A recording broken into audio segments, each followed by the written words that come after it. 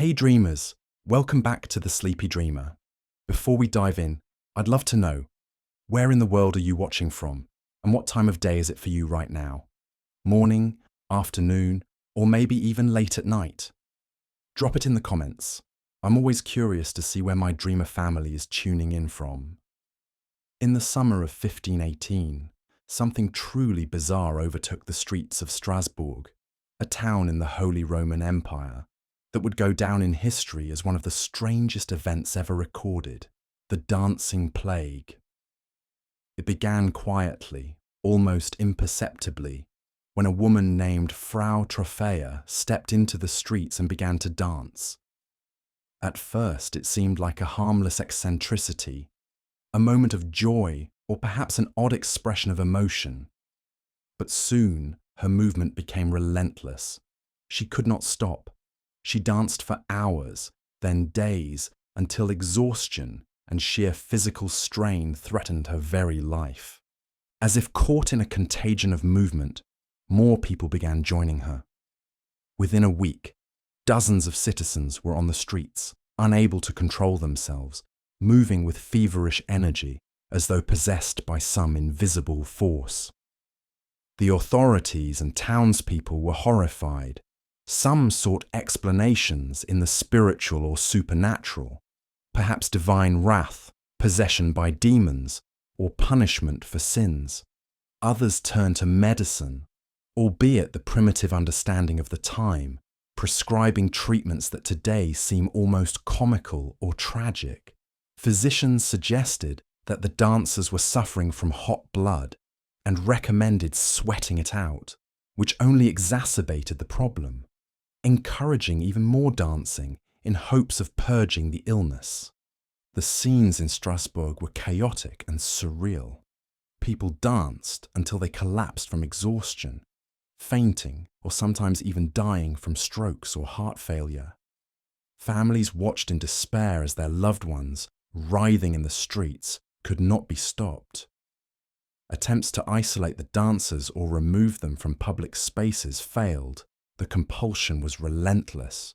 Musicians were brought in to keep the dancers moving, ironically worsening the outbreak, as music fueled the uncontrollable frenzy. Doctors and priests alike were baffled, forced to admit that nothing in their experience could explain the phenomenon. Modern historians and scientists still debate the cause of the dancing plague, as no definitive explanation exists. Some theories suggest it was a form of mass hysteria or collective psychogenic illness, triggered by extreme stress, famine and disease, conditions that were rampant in 16th century Strasbourg. Others speculate that ergot poisoning, caused by a hallucinogenic mold growing on damp rye, may have induced convulsions and hallucinations, compelling people to dance uncontrollably.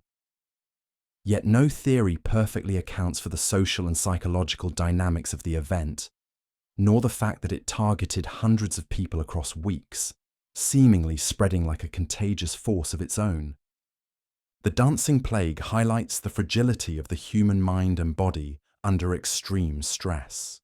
It serves as a reminder that historical events are often stranger than fiction, blending fear, superstition, and inexplicable phenomena in ways that challenge our understanding of what is possible. It also reflects the ways communities grappled with crises, turning to superstition, medical advice, and ritual to explain the unexplainable.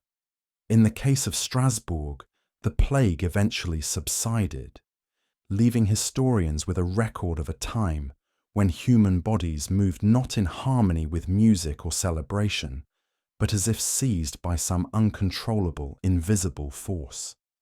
The story lingers as a haunting example of how extraordinary and inexplicable human behavior can become under pressure, leaving the modern imagination fascinated by the sheer strangeness of history and the mysteries that continue to defy explanation centuries later.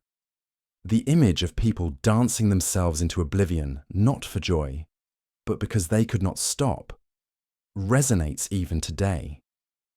It forces us to consider the thin line between freedom of expression and uncontrollable compulsion, the ways stress and environment can alter behaviour, and the historical contexts in which communities struggled to make sense of the inexplicable.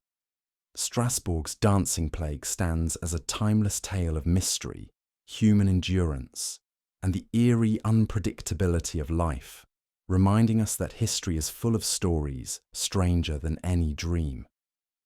In the early 1930s, Australia faced a problem that sounds almost too absurd to be true: a full-blown war against emus.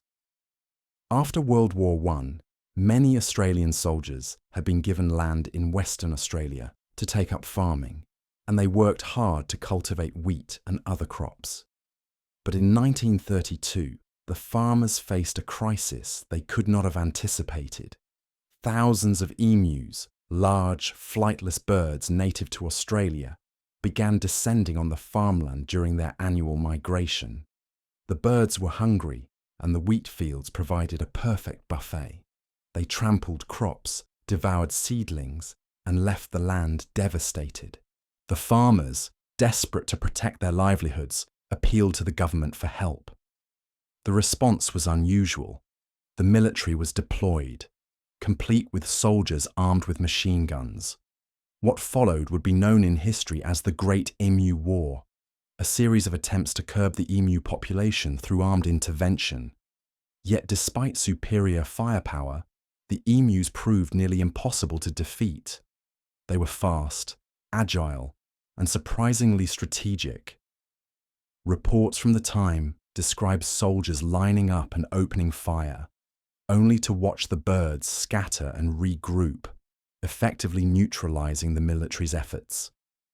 The situation quickly became farcical. One soldier reportedly fired thousands of rounds with minimal success, and even when large numbers of emus were targeted, the bird's mobility allowed many to escape unscathed. The military, trained for human conflict, found itself at a disadvantage against creatures that could run at speeds of up to 30 miles per hour and navigate the terrain with extraordinary skill. Emus split into smaller groups, disappeared into the bush, and then reappeared to continue their raids. It was a battle in which strategy and tactics failed against instinct and natural adaptability. Newspapers of the time seized upon the absurdity of the event, reporting with a mixture of humour and incredulity that the army had been defeated by birds. The Great Emu War became a source of embarrassment and amusement, both for the military and the government. While the birds were not entirely eradicated, the media coverage immortalised the event, transforming it into a cautionary tale about underestimating the natural world. The emus had demonstrated resilience and cunning, proving that sometimes nature cannot be fought with weapons and force alone. Beyond the humour, the Great Emu War also underscores the unforeseen consequences of human intervention in the environment. The soldiers' attempts to control the emu population reflected a lack of understanding of ecological balance and animal behaviour. The emus were simply following their natural patterns, searching for food and shelter, yet their presence was interpreted as a direct threat to human activity. The clash between human agriculture and wildlife illustrates the ongoing tension between civilization and nature, a theme that resonates even today as humans continue to expand into wild habitats. The legacy of the Great Emu War endures as a reminder of the unpredictability of history and the strange ways that conflict can arise. It is a story that blends humour, frustration, and the humility of facing a challenge that defies conventional solutions. The emus, in their indifferent survival, became unwitting symbols of resilience and adaptability, outmanoeuvring trained soldiers and leaving an indelible mark on Australian folklore. Farmers eventually turned to other methods to protect their crops, such as fencing and coordinated hunts. But the image of soldiers being defeated by birds continues to captivate imaginations around the world. Ultimately, the Great Emu War is not just a story of military failure or absurdity. It is a reflection of human ambition colliding with the natural world, and a reminder that even in moments that seem trivial or comedic, history often contains deeper lessons. It teaches patience, respect for wildlife, and the humility to acknowledge that not all battles are meant to be won by force. In the annals of history, it stands as one of the strangest confrontations ever recorded, a testament to the unpredictability of life and the curious events that make the past endlessly fascinating and endlessly strange. In the year 897, one of the most bizarre and macabre episodes in the history of the papacy took place, an event known as the Cadaver Synod. Pope Stephen VI, embroiled in a bitter political and personal feud with his predecessor, Pope Formosus, went to unimaginable lengths to assert his authority and settle old scores. Formosus had been dead for months, yet Stephen decided that the only way to achieve justice, or perhaps vengeance, was to put the corpse of his predecessor on trial. This grotesque spectacle would go down in history as one of the most shocking examples of ecclesiastical excess and the strange extremes of medieval politics. The body of Pope Formosus was exhumed from its tomb and dressed in the papal vestments, a shocking display that immediately turned a solemn religious office into a theatre of horror. Placed upon a throne in the courtroom, the corpse was propped upright, giving the impression of a lifeless figure presiding over his own posthumous trial. A deacon was assigned to answer on behalf of the deceased pope, effectively acting as a voice for someone who could no longer defend himself. Witnesses were called, and charges were read aloud, including accusations that Formosus had violated church law and usurped the papacy illegitimately. The ritual was carried out with full ceremony, though it had no precedent in history and would never have been expected in any normal judicial context. The proceedings were as absurd as they were horrifying. The corpse, obviously incapable of movement, speech, or defense, was found guilty of the charges. In a symbolic act of extreme condemnation, the papal vestments were stripped from the corpse, 3 fingers used for blessings were cut off, and the body was thrown into the Tiber River. The spectacle shocked the people of Rome and the clergy alike, igniting outrage, fear, and disbelief. This was not merely a political maneuver, it was a public demonstration of power, an attempt to humiliate Formosus even after death, and to intimidate anyone who might oppose Stephen VI or challenge the authority of the papacy. Historians often view the Cadaver Synod as an example of the intersection of politics, religion, and personal vendettas in the medieval world. The papacy, which should have been a spiritual office, had become deeply entangled in factional struggles, and the actions of Stephen VI reflect a time when power, revenge, and spectacle were inseparable. The Synod also underscores the extreme measures to which people went to assert dominance and influence, turning even death itself into a tool of political manipulation. It is difficult to imagine a scenario more grotesque, where justice was not only blind, but literally posthumous, and morality and reason were twisted to serve the ambitions of the living. The aftermath of the Cadaver Synod was chaotic. Stephen VI was eventually overthrown and imprisoned, and he himself died in a brutal manner, reflecting the turbulent and dangerous political environment of the time. Formosus, meanwhile, was eventually reburied with full honours, as if the bizarre trial had never occurred, though the memory of the event lingered in history as a testament to the extremes of human behaviour and the capacity for cruelty when power is at stake. The Cadaver Synod remains a chilling reminder that history is filled not only with tales of heroism and triumph, but also with episodes that defy reason, morality, and the limits of imagination. The story is so extraordinary that it challenges our understanding of justice, power, and human obsession. Why would someone go to such lengths to condemn a dead man? Why would society allow such a grotesque spectacle to unfold in a sacred space? The answers lie in the interplay of fear, ambition, and the desire to maintain control, themes that resonate across centuries and remind us that history is often stranger than fiction.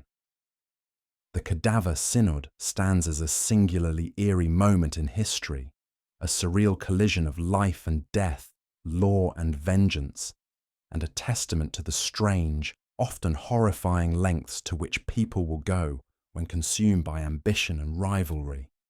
Even today, the image of a rotting pope on trial, propped up in the courtroom with a deacon speaking for him, captivates the imagination. It is a story that forces us to confront the bizarre and sometimes terrifying realities of history, a reminder that the past is not always orderly, moral, or comprehensible, and that human behavior can take the most astonishing and grotesque turns when ambition, fear, and the pursuit of power collide in the most unimaginable ways. In the 18th century, one of the most unusual and mysterious events in maritime history took place aboard the Mary Celeste, a merchant ship that would become legendary for being discovered completely abandoned in the Atlantic Ocean under circumstances that remain unexplained to this day. The Mary Celeste set sail from New York City, bound for Genoa, Italy in November 1872, carrying a cargo of denatured alcohol and a crew of 7, including Captain Benjamin Briggs and his family.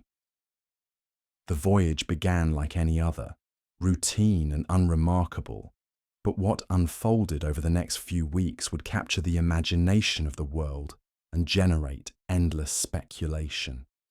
When the Mary Celeste was discovered by the crew of the Dei Gratia on December 4th, 1872, it was found drifting aimlessly near the Azores.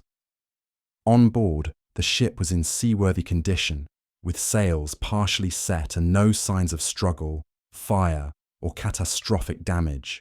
Food and supplies were untouched, personal belongings were in order, and the crew's quarters, including Captain Briggs' cabin, appeared normal. Yet, the ship was entirely empty. There were no signs of the captain, crew, or passengers. Their disappearance was total and absolute, as if the people had vanished into thin air.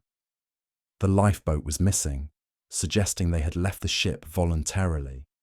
But why they would abandon a perfectly functional vessel in the middle of the ocean, carrying valuable cargo, remains a mystery. Theories about what happened to the Mary Celeste abound, ranging from plausible explanations to fantastical speculation. Some historians suggest that a sudden, violent storm may have forced the crew to abandon ship, fearing that the cargo of alcohol might ignite, though the calm seas at the time of discovery and the lack of water damage aboard make this less likely. Others propose that alcohol fumes might have built up in the hold, causing an explosion scare that prompted a hasty evacuation. Pirate attacks and mutiny have also been suggested, though the intact valuables and lack of evidence for struggle undermine these theories.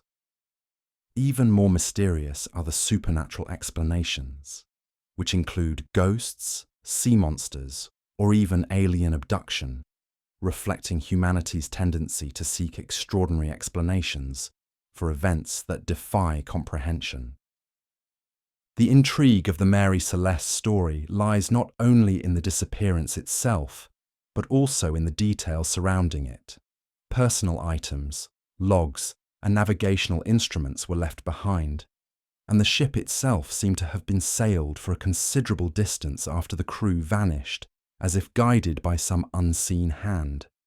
The last log entry, dated 10 days before the ship's discovery, made no mention of trouble, storm, or danger, leaving investigators puzzled. Subsequent inquiries and court hearings only deepened the mystery, as none of the explanations proposed could fully account for the complete disappearance of the crew. Over the years, the Mary Celeste became a symbol of maritime mystery and human curiosity. Writers, historians, and storytellers have turned the case into a legend, exploring themes of isolation, fear, and the unknown. The ship has been romanticized as a ghost ship, haunting the imagination of those who contemplate the vast, unpredictable, and often perilous nature of the sea. Its story serves as a reminder of the vulnerability of humans when confronted with the immense forces of nature, and the limits of reason when faced with the inexplicable. The enduring fascination with the Mary Celeste also reflects the human need to understand and explain the unexplainable.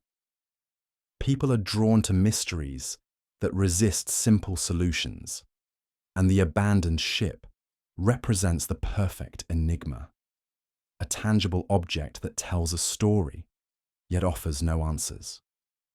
In this sense, the Mary Celeste is more than a historical incident. It is a mirror reflecting our desire to make sense of chaos, to impose order on randomness, and to grapple with the fact that some events may forever elude comprehension. Even today, nearly 150 years later, the Mary Celeste continues to captivate historians, sailors, and curious minds alike. Expeditions retrace its route, books and documentaries explore every detail, and theories continue to evolve as new insights into maritime history and weather patterns emerge. Yet despite all investigation, the central mystery remains untouched. Where did Captain Briggs and his crew go? And why did they abandon a ship that should have carried them safely across the Atlantic? The Mary Celeste reminds us that history is not only about dates, battles, and politics, but also about the strange and unexplainable moments that challenge our understanding, spark imagination, and ensure that some stories remain forever haunting and profoundly mysterious. In 1518, the city of Strasbourg, then part of the Holy Roman Empire, witnessed one of the most bizarre and inexplicable events in medical history, a phenomenon that came to be known as the Dancing Plague. In July of that year, a woman named Frau Trophea stepped into the streets and began to dance fervently, seemingly without reason or control. At first, the townspeople watched with curiosity, perhaps amused by her unusual behaviour. But as the days passed, more and more people joined her. Within a week, dozens of men and women were dancing uncontrollably, unable to stop, their movements fueled by a mysterious compulsion that defied explanation. The authorities were bewildered and concerned. The city council, unsure how to handle the situation, initially encouraged the dancers, believing that if the afflicted were allowed to continue, they would eventually exhaust themselves and recover naturally. Musicians were brought to play lively tunes, and streets were cleared to provide ample space for the dancers to continue. However, what began as an odd spectacle quickly turned alarming. The dancers could not rest, and exhaustion, dehydration, and injuries soon took their toll. Contemporary accounts report that several dancers collapsed from sheer physical strain, and some even died after days of non-stop movement. Despite the danger, the compulsion to dance remained irresistible. Medical experts of the time were as perplexed as the authorities. Theories ranged from supernatural explanations, such as divine punishment or possession by spirits, to environmental factors like hot blood or even ergot poisoning, a hallucinogenic mold that grows on damp rye, which could have induced convulsions and erratic behaviour. Yet none of these explanations fully accounted for the social aspect of the phenomenon. The way the dancing spread rapidly through the population, seemingly infecting anyone who witnessed it. It was as if the urge to dance was contagious, a strange psychological epidemic that overpowered reason, self-control, and even survival instincts. The dancing plague is not only remarkable for its intensity, but also for its scale. Reports suggest that at the peak of the episode, as many as 400 people were affected, filling the streets of Strasbourg in a chaotic, hypnotic, and terrifying display of movement. Families were torn apart as members succumbed to the compulsion, and communities were paralyzed by fear and confusion. Local officials attempted to intervene in various ways, including exorcisms, religious rituals, and even physically removing the dancers from the streets. Despite these efforts, the phenomenon persisted for weeks, demonstrating a force that was at once physical, psychological, and perhaps even cultural in nature. The underlying causes of the dancing plague continue to be debated by historians, psychologists, and medical researchers.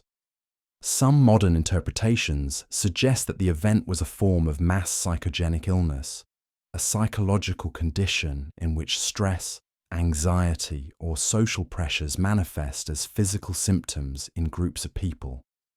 Strasbourg in 1518 was suffering from extreme hardship, famine, disease, and political instability created a high-stress environment, and the dancing may have been a release of collective tension in a community struggling to survive.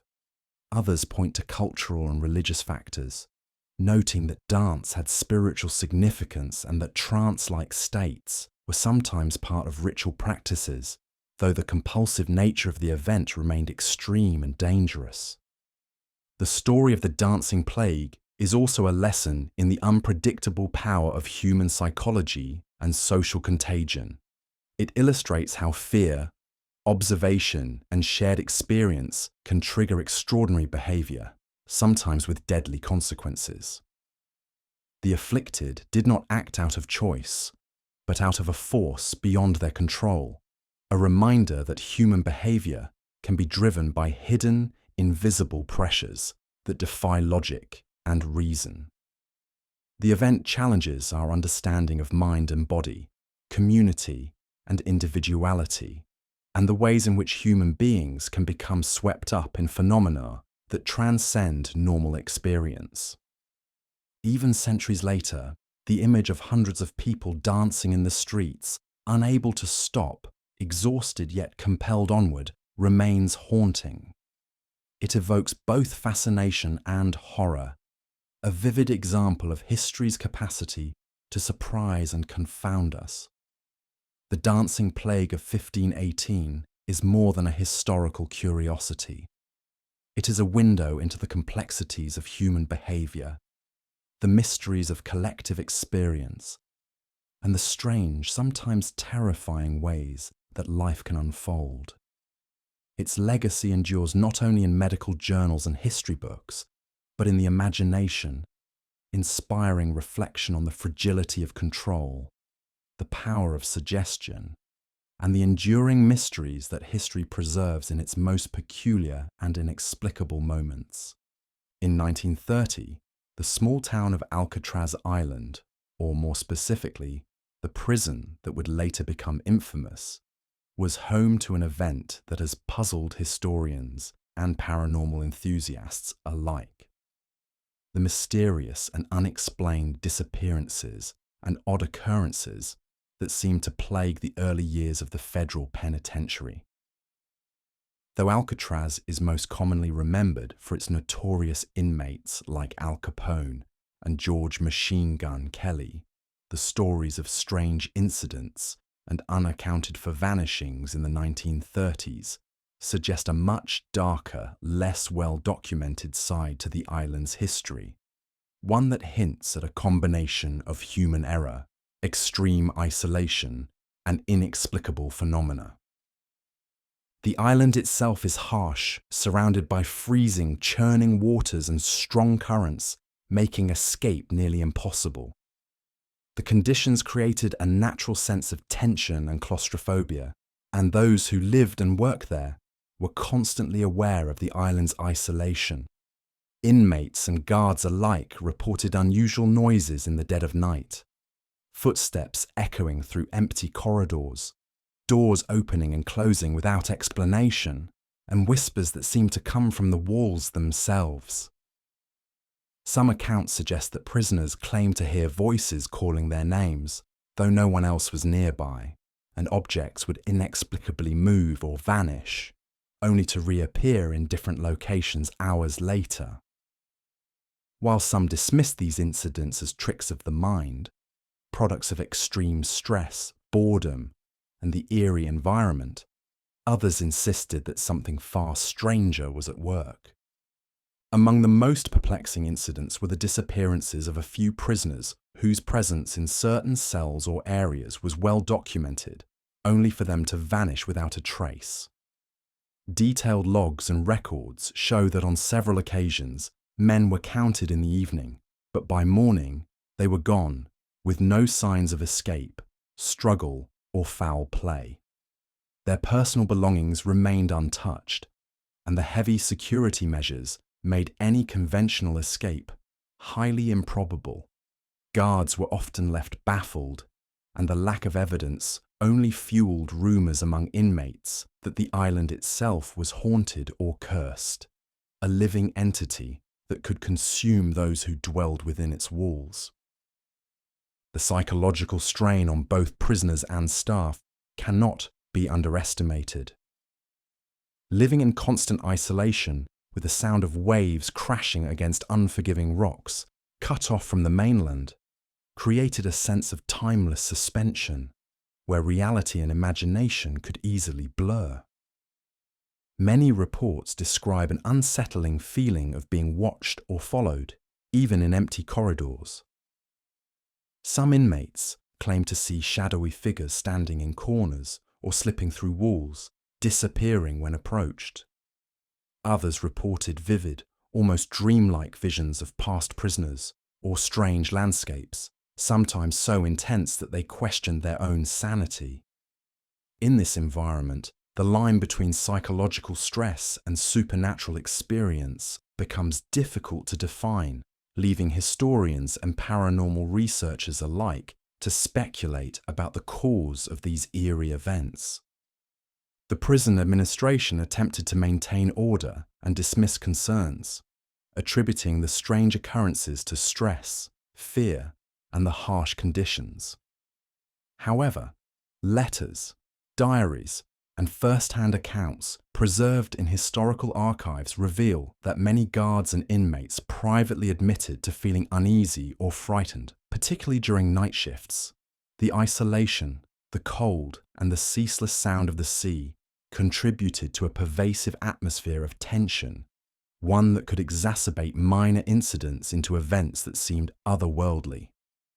In some cases, routine accidents, falls, equipment malfunctions, or missing items were interpreted as supernatural activity, feeding into the island's growing mystique and reputation as a place of mystery and dread.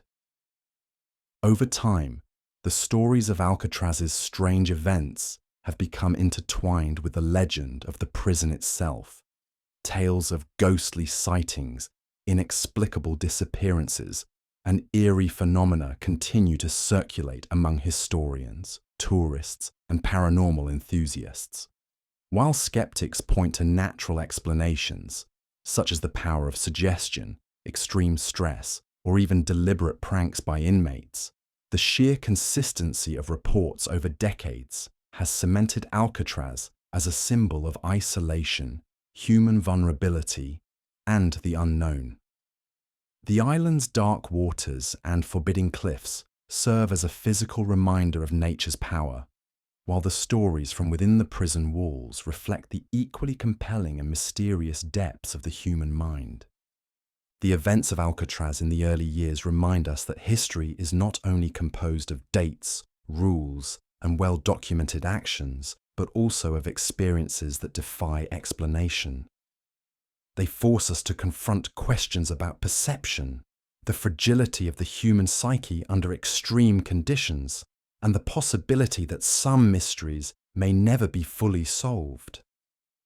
Alcatraz, with its cold stone walls and unforgiving landscape, continues to stand as a monument to both human endurance and the strange, sometimes terrifying events that occur when isolation, fear, and the unknown converge in a single, inescapable place.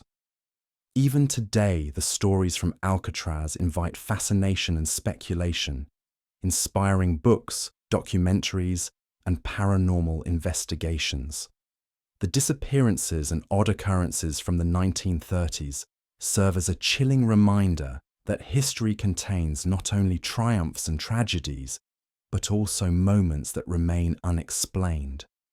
Moments that stir the imagination and challenge our understanding of what is possible. Alcatraz remains a testament to the power of mystery, the endurance of human curiosity, and the eerie realization that even in a world governed by rules and logic, there exist events that defy explanation and continue to haunt us across generations. In the late 19th century, the story of the London Elephant Man emerged, capturing the fascination and sympathy of the public, while also exposing the darker sides of human curiosity and exploitation. Joseph Merrick, later mistakenly known as John Merrick, was born in 1862 in Leicester, England, and from an early age, his life was marked by extraordinary physical deformities that would make him the subject of both scientific study and public spectacle. Merrick's condition, now believed to have been a combination of Proteus syndrome and neurofibromatosis, caused severe overgrowth of bones and tissues, leaving him with a face and body so distorted that he struggled to perform everyday tasks and to be accepted by society. As a child, Merrick endured relentless bullying and social isolation, his differences making him a target for cruelty and fear. His mother and father, though devoted, were unable to provide the support and protection necessary to shield him from the harsh realities of Victorian England. By adolescence, his deformities had become so pronounced that he was often shunned and rejected, leading him to seek refuge in relative obscurity. However, Merrick's plight eventually drew the attention of showmen and entrepreneurs who saw in his condition an opportunity for profit. He was encouraged or coerced into joining travelling freak shows, where he was displayed to the public as a curiosity, a spectacle meant to elicit shock, horror, and morbid fascination. Despite the exploitation and objectification, Joseph Merrick displayed remarkable intelligence, sensitivity, and dignity. He taught himself to read and write, demonstrating an impressive intellect that contrasted sharply with the superficial judgments of those who only saw his appearance. He developed a deep appreciation for music, art, and human connection, revealing a complexity of character that many of his contemporaries overlooked. His letters and accounts show a man of thoughtful reflection, someone who longed for genuine human interaction and respect, even as he was paraded before audiences eager for sensationalism. Merrick's life took a pivotal turn when he came under the care of Dr. Frederick Trevis at the London Hospital. Trevis, a compassionate and meticulous physician, provided Merrick with medical attention, shelter, and dignity, allowing him a level of stability he had never known. Under Trevis's supervision, Merrick lived out the remainder of his life in relative comfort, developing friendships and relationships that transcended the superficial curiosity that had defined his earlier years. While his physical condition continued to present challenges, Merrick found a community and support system that recognized his humanity, intelligence, and resilience. The story of the Elephant Man also highlights the intersection of science, ethics, and entertainment in Victorian society. Merrick became the subject of medical examinations, research, and documentation, raising questions about consent, exploitation, and the boundaries of scientific inquiry. Simultaneously, his public exhibitions reveal a society grappling with discomfort, curiosity, and the human tendency to sensationalize the unfamiliar. The fascination with Merrick's appearance was, in part, a reflection of broader societal anxieties about normalcy, beauty, and the body, illustrating how culture can shape perceptions of difference in profound and often troubling ways.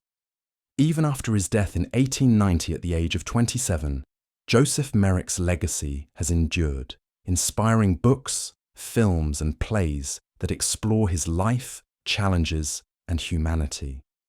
He is remembered not only for the extreme physical deformities that made him famous, but also for the dignity, intelligence, and compassion with which he faced a world that often responded with fear or ridicule. His story serves as a powerful reminder of the need for empathy, understanding, and recognition of human worth beyond appearances. The tale of the Elephant Man also invites reflection on the broader human experience of isolation, difference, and resilience. Merrick's life exemplifies the struggle to find dignity and belonging in a society that can be harsh, judgmental, and exploitative. Yet it also illustrates the capacity for compassion, connection, and respect to transform lives, even in the face of profound adversity.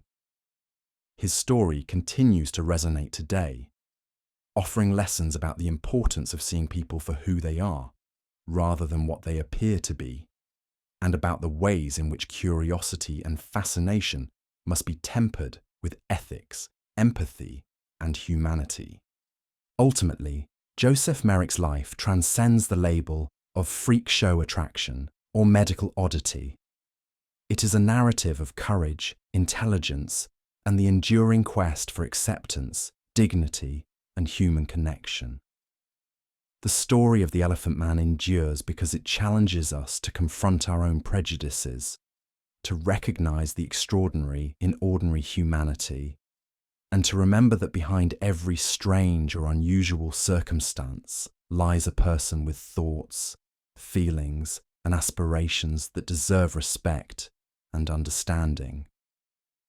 His legacy remains a testament to resilience, compassion, and the haunting complexity of human existence, making him one of history's most compelling and profoundly human figures. In the early 20th century, the story of the Dyatlov Pass incident in the Ural Mountains of the Soviet Union became one of the most baffling and chilling mysteries in modern history. In February 1959, 9 experienced hikers set out on a challenging expedition into the remote northern Urals, seeking adventure and the satisfaction of conquering a harsh and unforgiving landscape. Led by Igor Dyatlov, a skilled and determined leader, the group was well prepared for the conditions they faced, equipped with winter gear, tents, and supplies designed to withstand extreme cold. However, what they encountered would turn the journey into a tragedy that continues to inspire speculation, investigation, and intrigue decades later. The hikers were last seen alive on the evening of February 1st, and when they failed to return on schedule, a search effort was launched. It wasn't long before searchers discovered the site of their campsite, a scene that immediately confounded investigators. Their tent had been cut open from the inside, suggesting that the hikers had fled in a rush, abandoning their possessions and leaving a place of relative warmth for the deadly cold outside. Tracks in the snow indicated that some of the group had removed their clothing, a phenomenon that would later perplex investigators and medical experts alike. This apparent irrational behavior, combined with other unusual details at the site, gave rise to a host of theories, from the plausible to the fantastical. The bodies of the hikers were discovered over the course of several weeks, scattered at varying distances from the tent. Some were found in positions that suggested attempts to return to the campsite, while others lay in locations indicating confusion or disorientation. Medical reports revealed injuries that were both bizarre and inconsistent with typical outdoor accidents.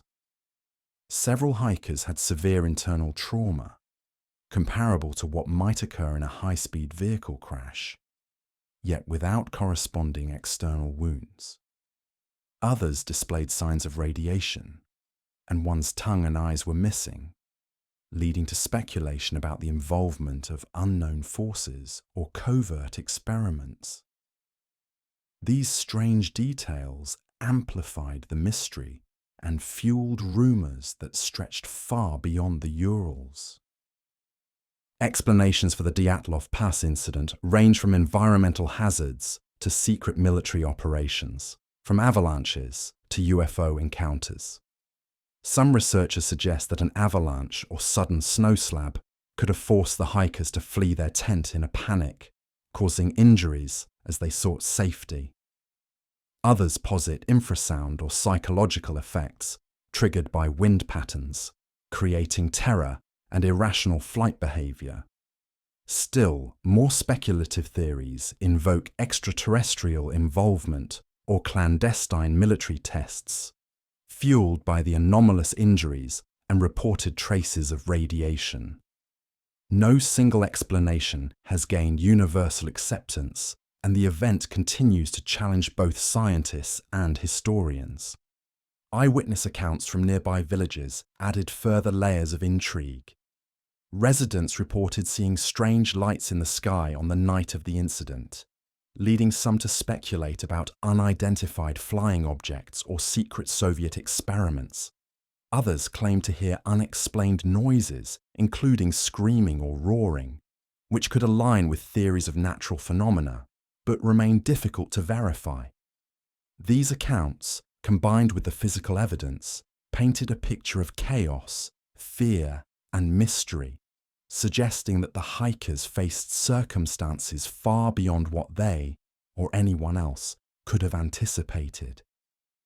The Dyatlov Pass incident has inspired generations of researchers, writers, and enthusiasts who continue to examine photographs, diaries, and official reports in search of answers.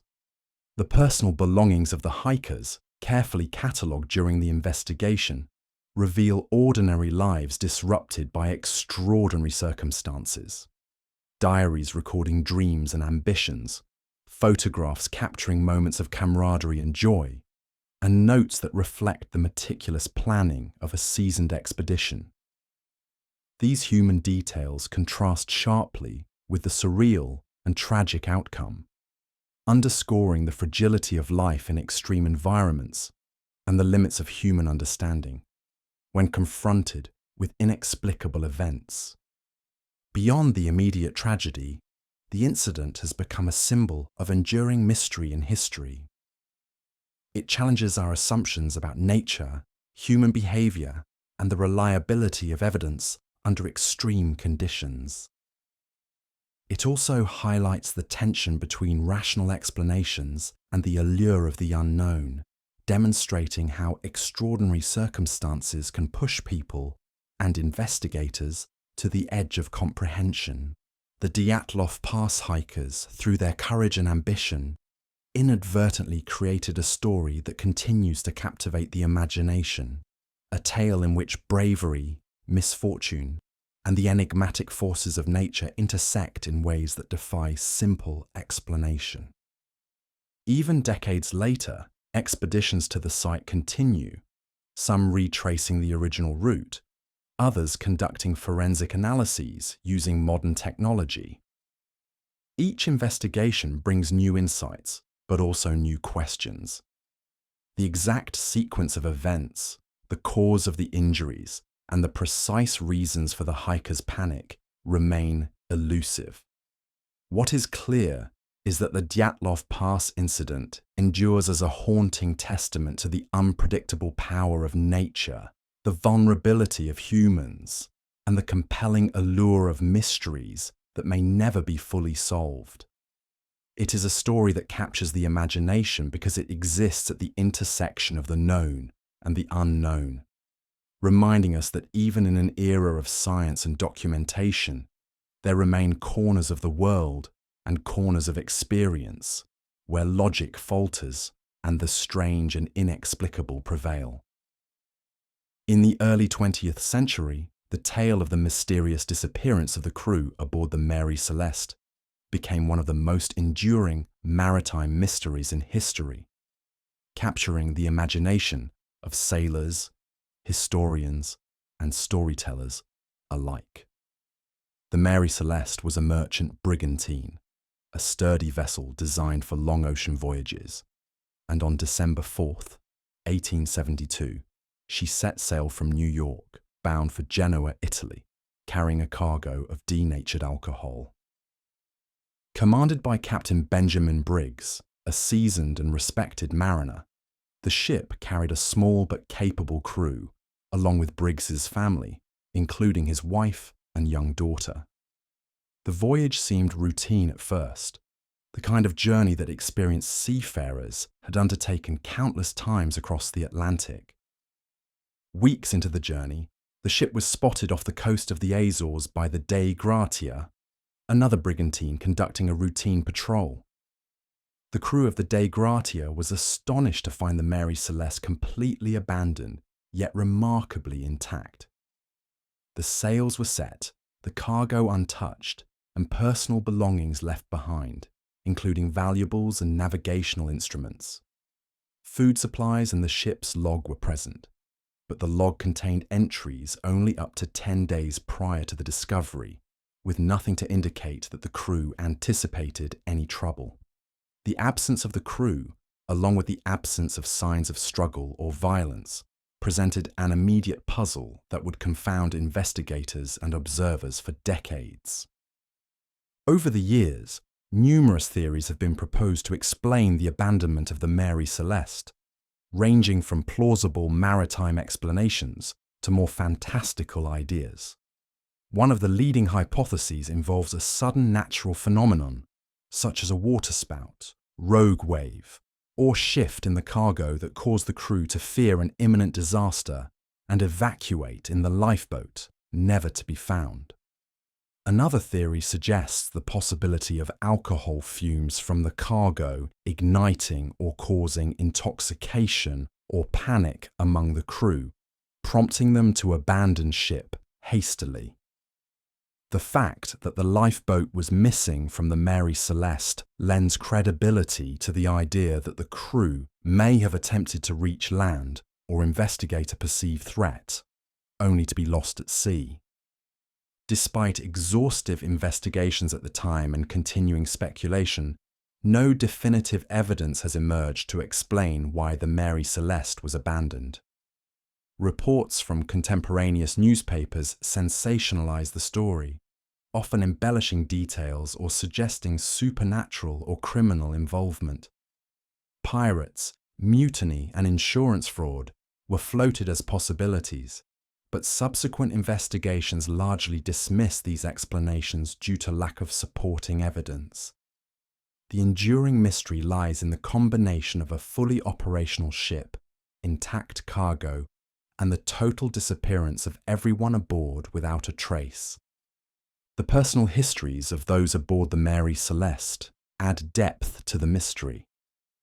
Captain Benjamin Briggs was known for his professionalism and careful navigation. He had previously conducted voyages along similar routes without incident and was regarded as highly competent by his peers.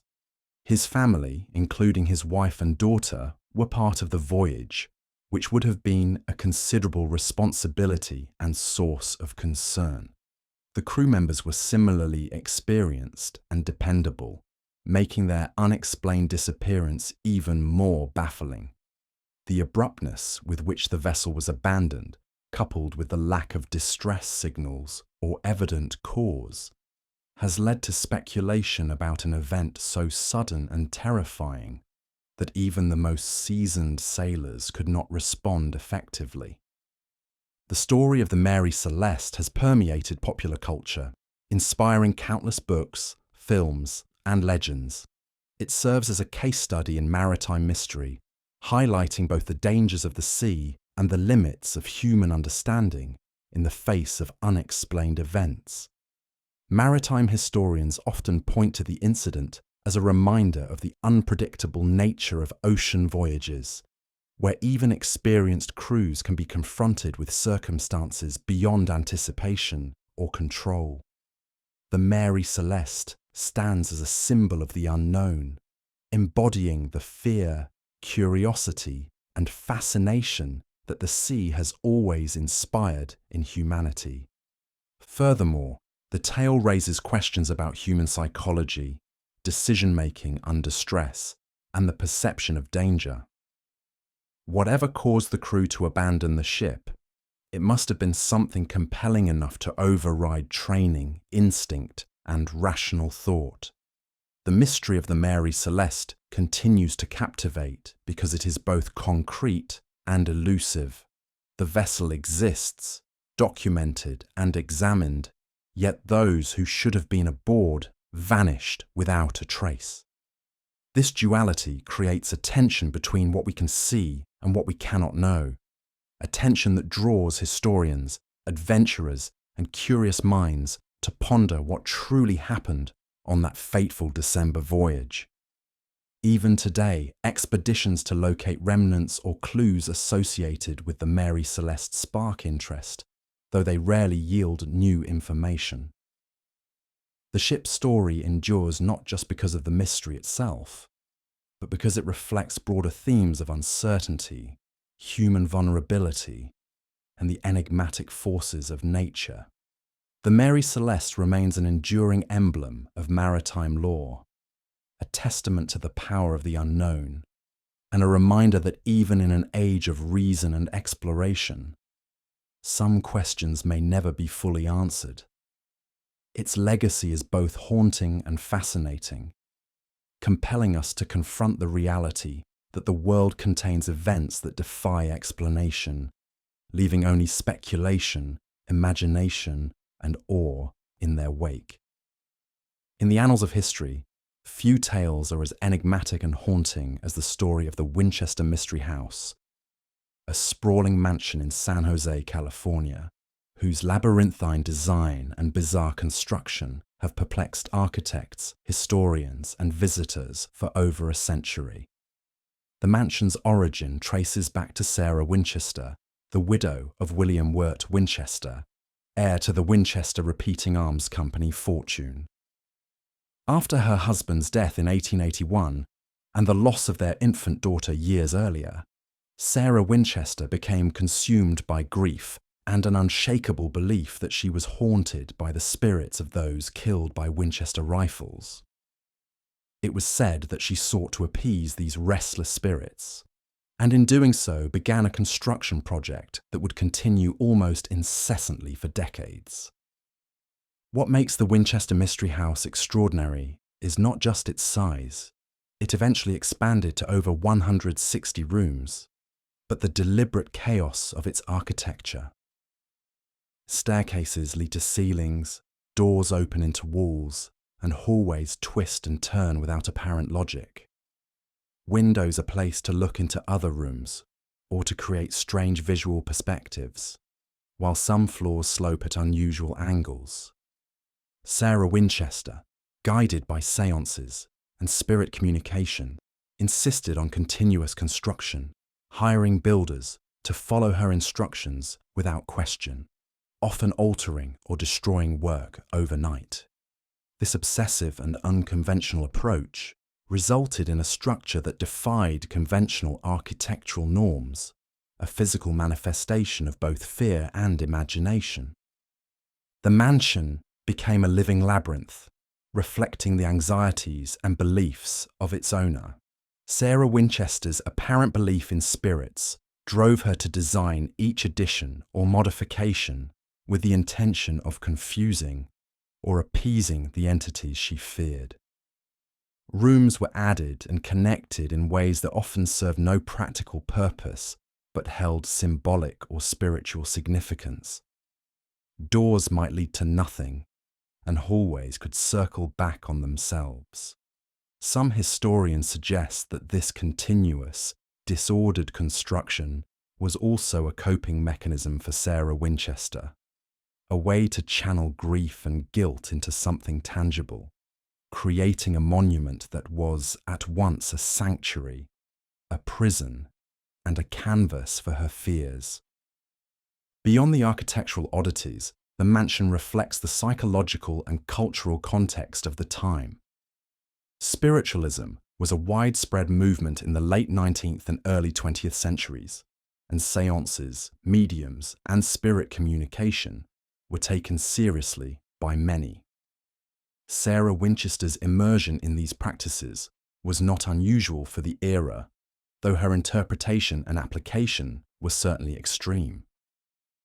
Visitors to the house have noted an overwhelming sense of mystery and unease, amplified by the strange angles, secret passages, and hidden rooms that characterize the property. The house seems alive, a constantly shifting environment that mirrors the unsettled mind of its creator.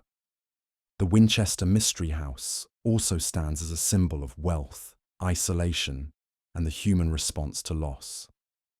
Sarah Winchester had the financial means to pursue her obsession without constraint, yet her fortune could not provide solace or peace. The mansion became both a refuge and a prison, a place where the boundaries between reality and the supernatural blurred. The construction process itself, which continued for 38 years until her death in 1922, demonstrates an extraordinary commitment to a vision that, to outsiders, appeared irrational and extreme. Yet, from another perspective, it is a testament to human resilience and the drive to create, to impose order, or perhaps chaos, on an uncertain world. Over the decades, the mansion has attracted researchers, historians, and curious tourists, all eager to understand its origins and purpose. Investigations into its design reveal layers of complexity, symbolism, and intention, even within its apparent randomness. The house has been studied as an example of architectural eccentricity, a manifestation of psychological phenomena, and a cultural artifact of the spiritualist movement. Each room, staircase, and hidden passage tells a story not just about Sarah Winchester, but about the broader anxieties of her era, the intersection of wealth and isolation, and the ways in which humans attempt to exert control over forces they cannot fully comprehend. The allure of the Winchester Mystery House lies not only in its physical structure, but in the stories it inspires. Tales of ghostly apparitions, unexplained noises, and eerie presences abound, blending folklore with historical fact. Whether these accounts are the product of overactive imaginations, psychological suggestion, or actual unexplained phenomena, they contribute to the house's reputation as a place where the boundaries between life and death, reality and superstition, are uncertain. Visitors often report a sense of disorientation and unease, reinforcing the idea that the mansion itself is an extension of Sarah Winchester's complex inner world. Ultimately, the Winchester Mystery House stands as a monument to mystery, obsession, and the human desire to navigate the unknown.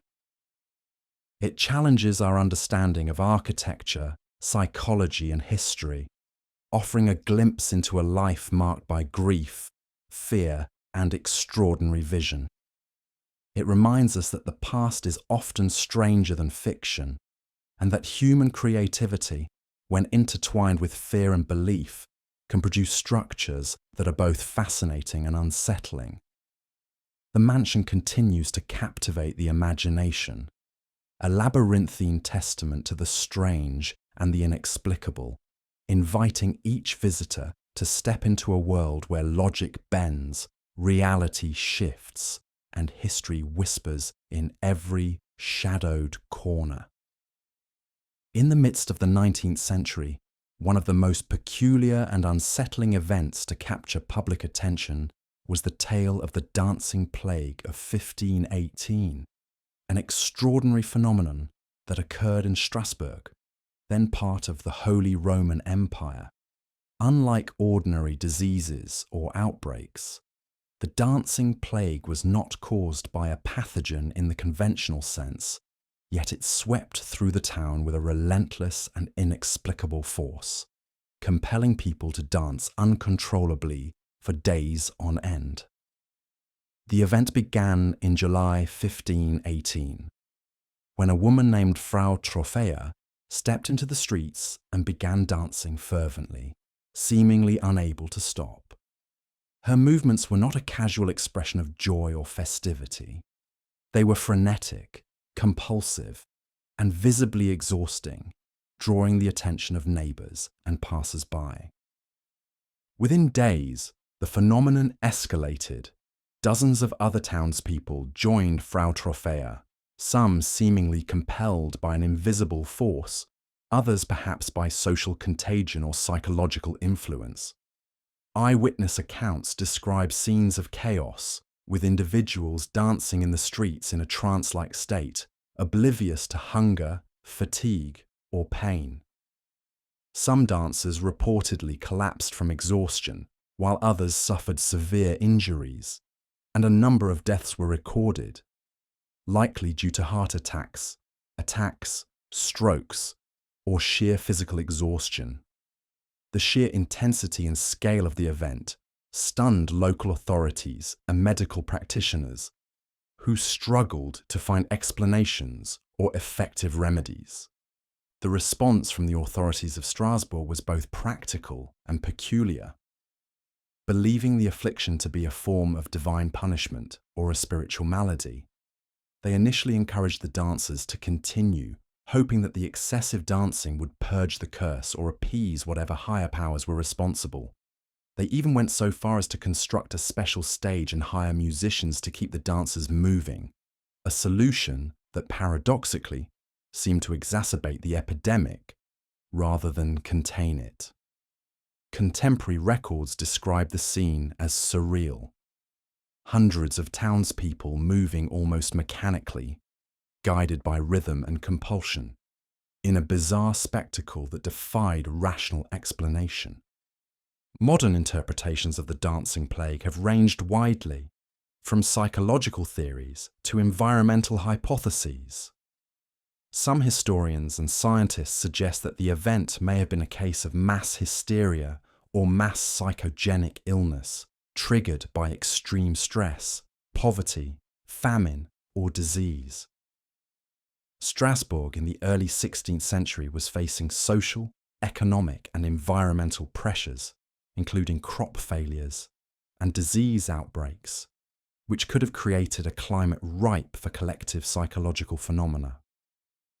Others speculate that ergot poisoning, caused by a hallucinogenic mold growing on damp rye, may have induced convulsions and hallucinations resembling compulsive dancing. However, evidence for this remains circumstantial, and the sheer social and cultural context of the outbreak suggests that psychological and sociological factors played a significant role. The dancing plague is also a compelling case study in how humans respond to the inexplicable. Physicians of the time, lacking modern medical knowledge, were forced to interpret the event through the lens of superstition, religion, and observation, leading to solutions that may seem counterintuitive or even absurd by contemporary standards. Their efforts highlight the tension between belief and empiricism in an era before modern medicine, demonstrating how cultural frameworks shape understanding and response to crisis. The phenomenon also underscores the power of suggestion, imitation, and social influence, revealing how human behaviour can be dramatically affected by collective experience. Accounts of the dancing plague have endured not merely because of their strangeness, but because they touch on universal themes of compulsion, fear, and the fragility of the human mind under extreme conditions. Scholars and writers have long been fascinated by the event, exploring it through historical analysis, psychological theory, and even literary and artistic interpretation. The story of people driven to dance uncontrollably, seemingly against their will, resonates as both a metaphor and a historical reality, blurring the line between the literal and the symbolic, the observed and the imagined. The event also raises questions about human endurance, suffering, and the limits of control. Those caught in the dancing plague were subject to forces beyond their conscious choice, compelled to move until their bodies could no longer sustain them. In this, the dancing plague reflects broader human experiences of compulsion and obsession, illustrating the sometimes fragile boundary between voluntary action and uncontrollable impulse. The town of Strasbourg itself became a stage for this dramatic interplay of social, psychological, and environmental factors, leaving a legacy that continues to intrigue researchers, storytellers, and curious minds to this day. Ultimately, the dancing plague of 1518 stands as a reminder that history is full of events that defy conventional explanation, where the intersection of environment, psychology, culture, and belief creates phenomena that challenge our understanding. It is a story that combines fear, fascination, and the surreal, a historical episode in which ordinary people became actors in an extraordinary spectacle, compelled by invisible forces to participate in a tragedy that was as bewildering as it was inexorable. Even centuries later, the story continues to capture imaginations, prompting reflection on the mysteries of human behaviour, the power of collective experience, and the ways in which extraordinary events can leave indelible marks on memory, culture, and history. In the annals of history, few events are as bizarre and unsettling as the case of the dancing mania that gripped Europe in the late Middle Ages. But just as strange, though more macabre, is the story of the cadaver tombs of medieval Europe, where death and art merged in ways both fascinating and grotesque. These tombs, often commissioned by the wealthy and powerful, were intended to commemorate the deceased, yet they conveyed messages far beyond mere remembrance. The cadaver tombs, sometimes called trancy tombs, depicted the dead not as serene figures draped in finery, but as decomposing corpses, stripped of flesh and racked by decay. Sculpted in stone, bronze, or wood, these representations expose the inevitability of death in stark, unflinching detail. They were grim reminders of mortality, designed to provoke reflection, fear, and moral contemplation among the living who beheld them. The phenomenon began in the late 14th and 15th centuries, emerging from a context of profound social upheaval. The Black Death had swept through Europe just decades earlier, leaving death and devastation in its wake. Plagues, famines, and ongoing wars had created a society constantly confronted with mortality. In this environment, cadaver tombs were not merely artistic expressions. They were cultural statements, deeply entwined with religious beliefs, social hierarchy, and the collective consciousness of an era obsessed with the transience of life. Wealthy patrons sought to memorialize themselves in a way that demonstrated piety, humility, and awareness of death's inevitability. The stark contrast between their living grandeur and their depicted decay conveyed a powerful moral message. No matter one's earthly status, death is the ultimate equalizer. The designs of these tombs were often startling in their realism. Some showed the body in an advanced state of decomposition, with skeletal features, emaciated forms, or rotting flesh. Others depicted the process of decay more subtly, blending the likeness of the deceased as they had appeared in life with morbid reminders of what awaited all humans. The juxtaposition of life and death, beauty and decay, was deliberately unsettling. Artists went to extraordinary lengths to achieve anatomical accuracy, conveying not only the inevitability of death, but also the transient nature of physical beauty, earthly wealth, and social power. The tombs were not passive memorials. They were active agents in shaping the viewer's perception of mortality, morality, and the fleeting nature of worldly pleasures. These cadaver tombs also served as vehicles for spiritual reflection and social instruction. Medieval Europe was steeped in Christian doctrine, emphasizing the soul's journey, divine judgment, and the consequences of sin. By confronting the living with graphic depictions of decomposition, patrons and artists sought to instill humility, encourage piety, and remind viewers of the fragility of life.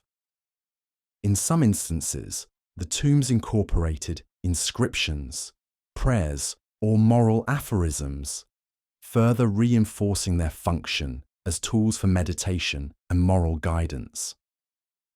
The combination of visual horror and textual reflection created a powerful, multi-sensory experience designed to provoke both fear and contemplation. Interestingly, the cadaver tombs were not uniformly grotesque. They could also reflect subtle artistry and symbolic meaning. Elements such as angels, demons, or allegorical figures were often incorporated to illustrate the spiritual struggle between good and evil, salvation and damnation. Some tombs included elaborate details that highlighted the deceased's virtues or achievements, while simultaneously reminding viewers of the impermanence of earthly accomplishments. These artistic choices demonstrate that the tombs were more than mere macabre displays. They were complex cultural artifacts, blending art, theology, and social commentary into enduring statements about human existence. The influence of these tombs extended beyond their immediate historical context. They inspired later generations of artists, writers, and thinkers who drew upon their stark imagery and moral undertones to explore themes of mortality, decay, and the passage of time. Cadaver tombs are studied today not only for their artistry, but for the insights they provide into the medieval mindset, a society acutely aware of life's brevity, deeply concerned with spiritual destiny, and willing to confront death with both fear and fascination. Visiting one of these tombs, even centuries later, evokes a palpable sense of history and human fragility, connecting the observer to a world in which the boundaries between life and death were continuously meditated upon, visualized, and ritualized. Perhaps the most compelling aspect of cadaver tombs is their enduring strangeness. To modernize, the idea of commissioning a sculpture of one's own decomposing corpse may seem morbid or unsettling. Yet within the cultural and spiritual framework of medieval Europe, these tombs were not merely accepted, they were revered as profound symbols of wisdom and foresight. They reflect a worldview in which death was omnipresent, inescapable, and a central concern of daily life. The macabre realism served as a form of education, a cautionary tale etched in stone, and a means of ensuring that the living did not forget the ultimate fate that awaits all. Ultimately, the cadaver tombs of medieval Europe stand as enduring testaments to the complexity of human thought, the interplay of art and mortality, and the ways in which societies seek to confront the unknowable. They embody fear, reflection, devotion, and artistry, merging the grotesque with the sacred.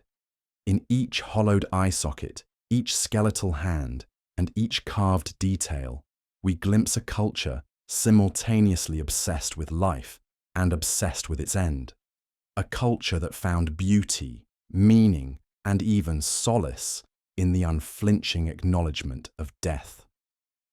These tombs are reminders that history is often stranger than fiction, that human creativity knows no bounds, and that even in the face of decay, art can immortalize our fears, beliefs, and the haunting realities of existence. In the vast tapestry of history, few tales capture the imagination quite like the strange case of the Green Children of Woolpit, a mysterious phenomenon that has fascinated scholars, folklorists, and curious minds for centuries. This peculiar story originates from the village of Woolpit in Suffolk, England, during the 12th century, a period marked by feudal unrest, religious fervour, and an acute awareness of the supernatural. According to the accounts preserved by chroniclers, such as Ralph of Coggeshall and William of Newburgh, 2 children, 1 boy and 1 girl, suddenly appeared in the fields near Woolpit. What set them apart from ordinary villagers was not only their sudden appearance, but also their remarkable green-hued skin, which immediately marked them as beings of mystery and intrigue. The children's appearance sparked both fear and fascination among the villagers. Their green skin, unusual attire, and inability to speak the local language contributed to an aura of otherworldliness. They seemed wholly out of place, neither fully human in the eyes of the villagers, nor entirely understood in terms of their origin. The girl was reportedly older and more assertive, while the boy was younger and frailer, yet both were emaciated, suggesting they had endured severe deprivation prior to their arrival. Villagers initially fed them raw beans, a staple crop of the region, before gradually introducing more conventional foods. Over time, their health improved, and the green hue of their skin faded, further deepening the mystery of their origin and the transformative effects of nutrition and environment on their condition. One of the most puzzling aspects of the story is the children's language and behaviour.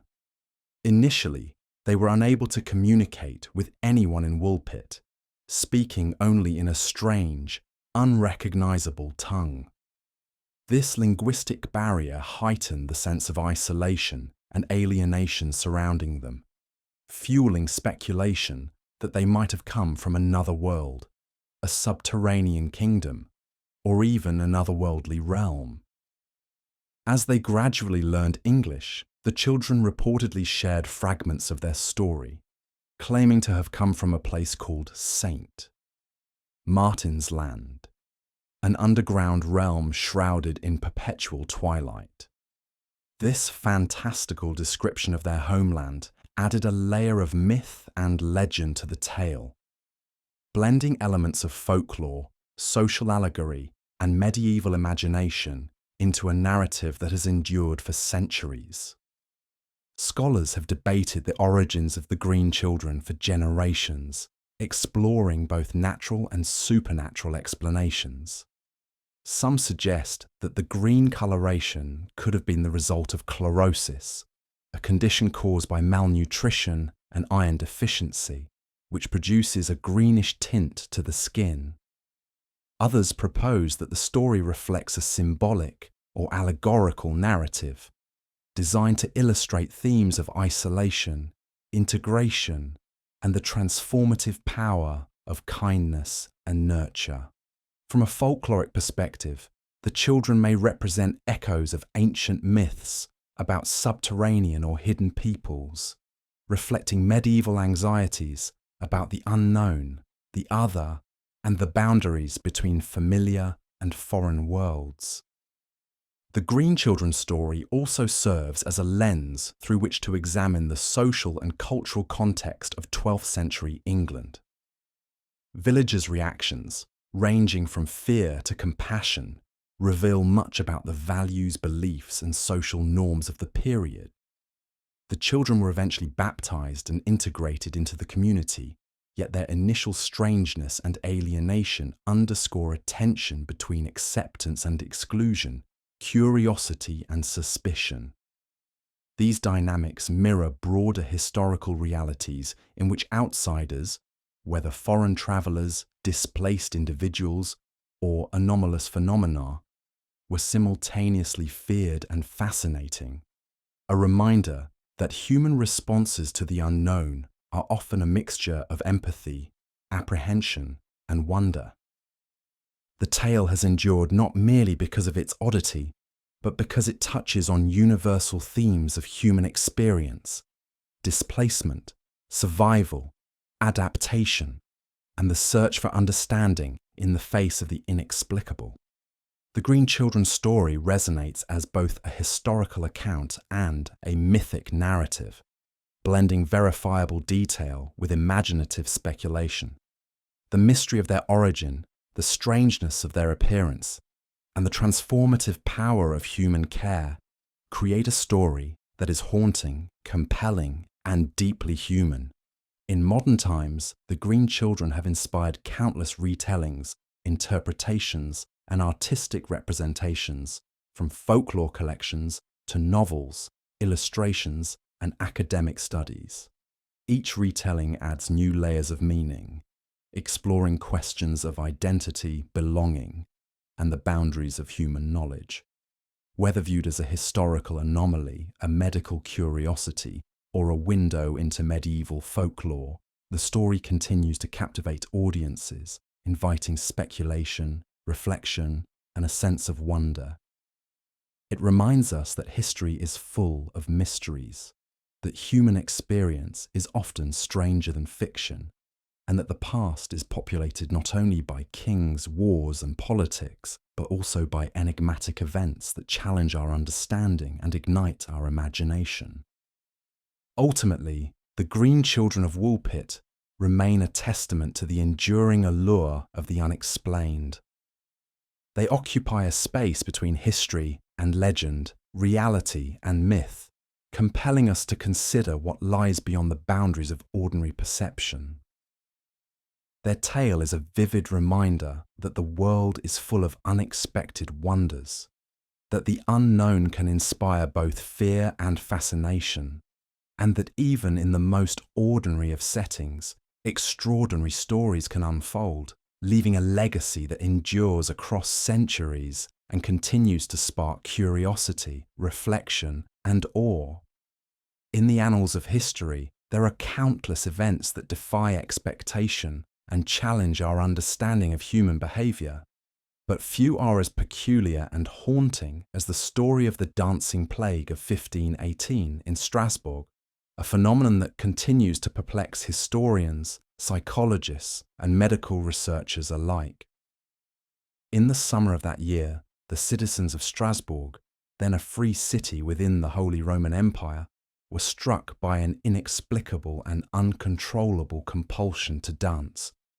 It began with a single woman, Frau Trophea, who stepped into the streets and began to dance fervently, as though possessed by an invisible force. Her movements were not casual or celebratory. They were intense, continuous, and seemingly beyond her control. Within days, dozens of others had joined her, and soon the dancing spread like wildfire, engulfing the city in a bizarre, frenzied mania that would last for weeks. Eyewitness accounts describe horrifying scenes. People danced for hours, sometimes days without rest, often collapsing from exhaustion, dehydration, or sheer physical strain.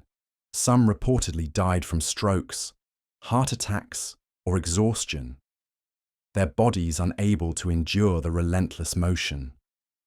The city's leaders were at a loss for how to respond, torn between medical reasoning, religious interpretations, and sheer panic. Local physicians diagnosed the dancers with hot blood, a condition they believed could be cured through more dancing, leading to the creation of dance halls and stages where sufferers were encouraged to continue their movements.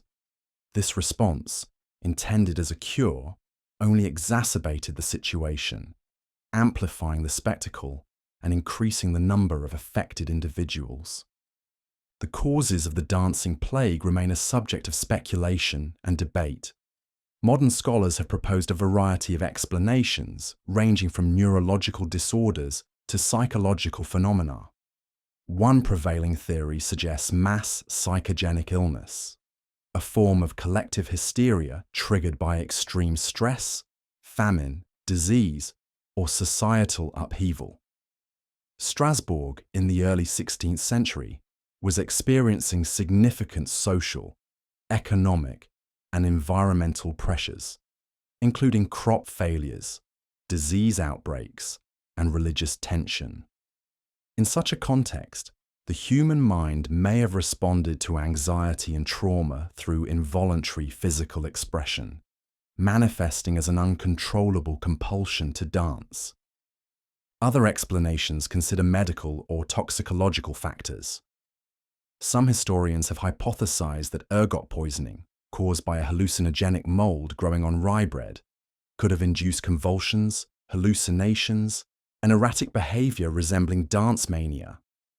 While this theory is intriguing, it does not fully account for the social and psychological aspects of the phenomenon, nor the fact that individuals affected by the dancing plague often demonstrated coordinated movements and rhythmic patterns suggestive of shared behavior, rather than random neurological episodes.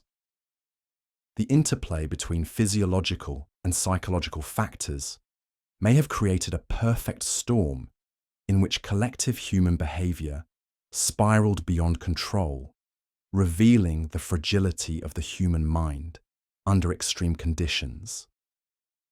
Religious interpretations also played a significant role in shaping contemporary responses. In a deeply spiritual society, such inexplicable events were often attributed to divine wrath, demonic possession, or cosmic imbalance. Citizens sought relief through prayer, processions, and religious rituals, hoping to appease saints or invoke divine intervention. Clergy encouraged the afflicted to seek absolution, participate in penance, and engage in communal acts of devotion. These religious responses reflect a broader medieval worldview in which natural and supernatural forces were intimately intertwined, and where unexplained phenomena were interpreted as moral or spiritual warnings. The dancing plague of 1518 also highlights the complex dynamics of social contagion. The spread of the mania demonstrates how human behavior can be profoundly influenced by observation, imitation, and collective emotion. As individuals witnessed others dancing, the compulsion to join intensified, creating a feedback loop of escalating activity. Social cohesion, peer pressure, and shared anxiety combined to produce a phenomenon that, while extraordinary, reveals fundamental truths about the power of human perception, emotion, and group behavior. The episode serves as an early example of mass psychogenic events, shedding light on the ways communities respond to stress and crisis, and on the thin boundary between rationality and collective irrationality. In retrospect, the dancing plague has left an indelible mark on both history and culture. It has inspired countless studies, literary works, and artistic interpretations, becoming a symbol of human vulnerability, the strangeness of the mind, and the unpredictability of historical events. The images of exhausted dancers, the crowds drawn into involuntary movement, and the city struggling to cope with an inexplicable calamity evoke a sense of wonder, fear, and fascination. The episode challenges modern assumptions about control, normalcy, and the limits of human endurance, reminding us that history is often stranger than fiction. Ultimately, the dancing plague of 1518 endures as a powerful reminder of the mysteries of human psychology and the unpredictable nature of collective behavior. It exemplifies how societal stress, environmental conditions, and human emotion can converge to produce events that defy explanation, leaving a lasting imprint on cultural memory. Beyond its historical significance, The episode resonates with contemporary audiences as a cautionary tale about the fragility of reason, the intensity of human experience, and the astonishing capacity for the mind and body to respond to the pressures of the world in ways that remain, even centuries later, both enigmatic and mesmerizing. One of the most bizarre and chilling episodes in history revolves around the case of the Mad Gasser of Mattoon, a mysterious figure, or perhaps a series of individuals who terrorized a small town in Illinois in 1944.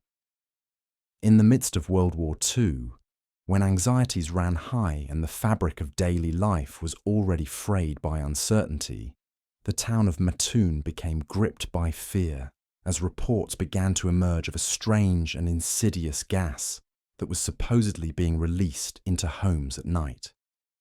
Victims awoke to find themselves experiencing nausea, dizziness, and temporary paralysis, symptoms that were attributed to an invisible chemical agent. Windows and doors were often sealed by panicked families, yet the intruder seemed to slip in regardless, leaving an invisible trail of unease and speculation in his wake. The first reports were confusing and alarming. Residents claimed they could smell strange odours, often described as sweet, garlic-like, or etheric, immediately followed by physical symptoms that incapacitated them temporarily. Families recounted how pets reacted with fear and distress, barking, yowling, or hiding in corners, sensing something unseen. Doctors were called to examine the afflicted, but medical explanations were elusive. Symptoms varied from mild nausea to extreme weakness, and no chemical traces were found that could definitively explain the attacks. The apparent randomness of the events and the absence of a clear perpetrator fueled an atmosphere of paranoia, with neighbours watching each other warily and nighttime becoming a period of anxiety and dread. As the reports multiplied, theories proliferated. Some suggested a foreign saboteur, perhaps a spy exploiting the wartime context to destabilise domestic life. Others proposed a prankster armed with crude chemical devices, experimenting with ether or other substances.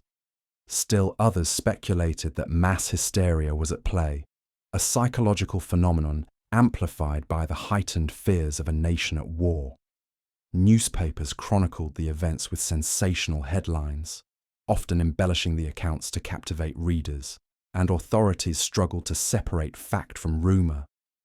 The Mad Gasser became a shadowy figure in public consciousness, a symbol of both real and imagined threats lurking at the edges of everyday life.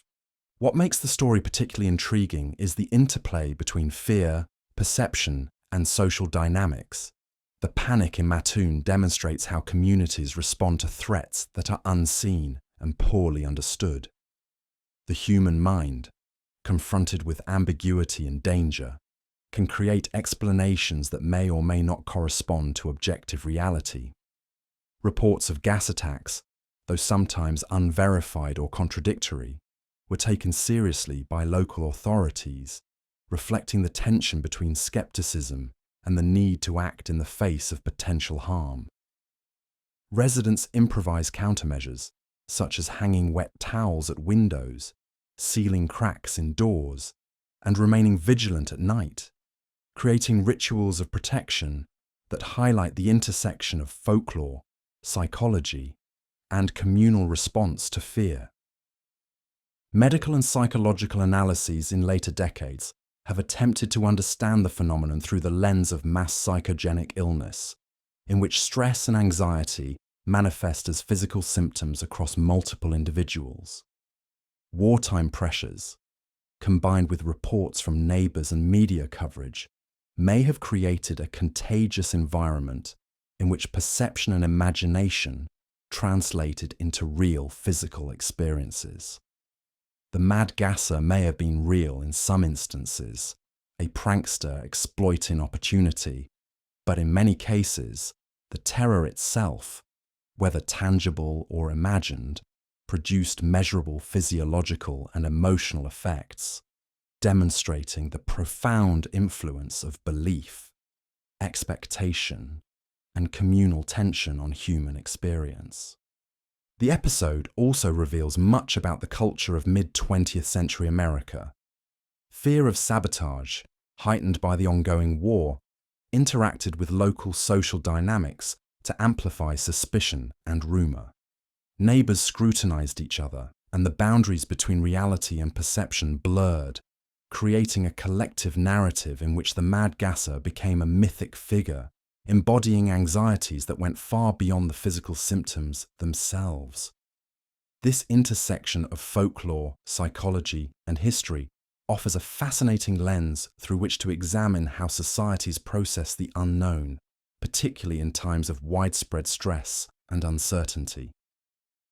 Over time, the Mad Gasser of Mattoon has entered the realm of legend, inspiring books, articles, and even popular culture references that preserve the sense of mystery and unease.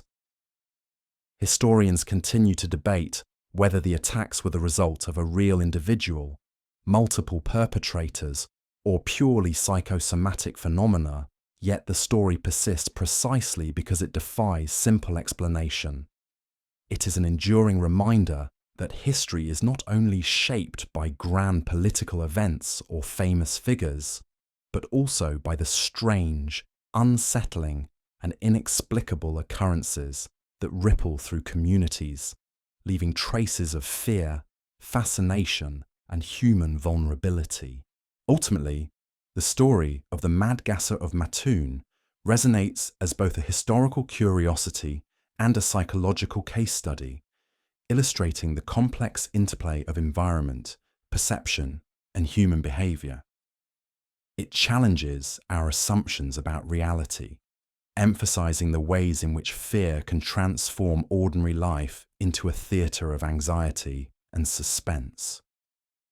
The legacy of the Mad Gasser reminds us that even in the most familiar settings, the boundaries between the known and the unknown can be fragile, and that the strange, mysterious, and unexplained are as much a part of human history as wars, politics, and technological innovation.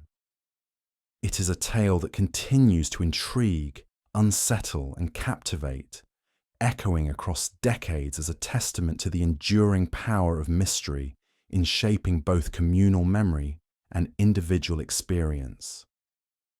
One of the most perplexing and eerie events in history occurred in the small French town of Pont-Saint-Esprit in 1951, an incident that has since become known as the mass poisoning of Pont-Saint-Esprit. Over the course of several days, dozens of residents experienced terrifying and bizarre symptoms that ranged from violent hallucinations to extreme paranoia, convulsions, and even death. What began as ordinary life in this quiet riverside town quickly devolved into chaos as people reported seeing vivid visions, feeling as if insects were crawling under their skin, and displaying behaviour so erratic and frightening that neighbours and local authorities were at a complete loss to understand what was happening. The events captured the attention of the French media and have remained a subject of fascination for historians, scientists, and conspiracy theorists alike. The initial outbreak seemed inexplicable. People fell ill seemingly at random, with no apparent common cause at first. Families who shared meals began to notice symptoms developing within hours, while others who had no direct contact with the same food appeared unaffected. Those afflicted were often found wandering the streets in a trance-like state, screaming incoherently, or behaving in ways that defied reason.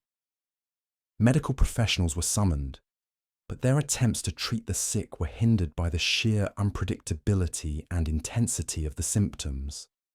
In some cases, patients experienced terrifying hallucinations, believing that unseen forces were attacking them, while others became violently aggressive, requiring restraint. The fear within the town was palpable, and many residents barricaded themselves indoors, unsure of what invisible threat had suddenly invaded their lives. Investigations at the time focused on the possibility of food poisoning, and attention quickly turned to bread from the local bakery, which had supplied much of the town. Laboratory tests suggested contamination, but the nature of the contaminant remained elusive. Some believed it to be ergot, a fungus that grows on rye and produces powerful hallucinogens, historically linked to mass hysteria and outbreaks of bizarre behavior. Ergotism, as it is called, can cause convulsions, hallucinations, and even gangrene in severe cases. This theory seemed plausible given the hallucinatory symptoms reported by the townspeople, yet it could not fully account for the range of experiences or the fact that not everyone who consumed the bread fell ill. Other theories emerged, some more controversial and speculative than others. Some researchers proposed that the outbreak might have been a case of mass hysteria, with collective stress, wartime trauma, and environmental factors converging to create a psychological epidemic. Others suggested the possibility of deliberate poisoning, either as a form of chemical experiment or covert action by intelligence agencies during the Cold War era.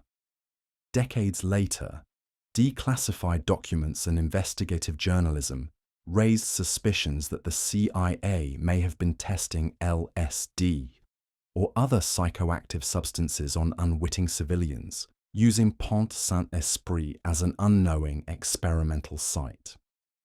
While definitive evidence remains elusive, the notion that the events were influenced by external forces adds an additional layer of intrigue and horror to the story, highlighting the vulnerability of ordinary people to manipulation and experimentation.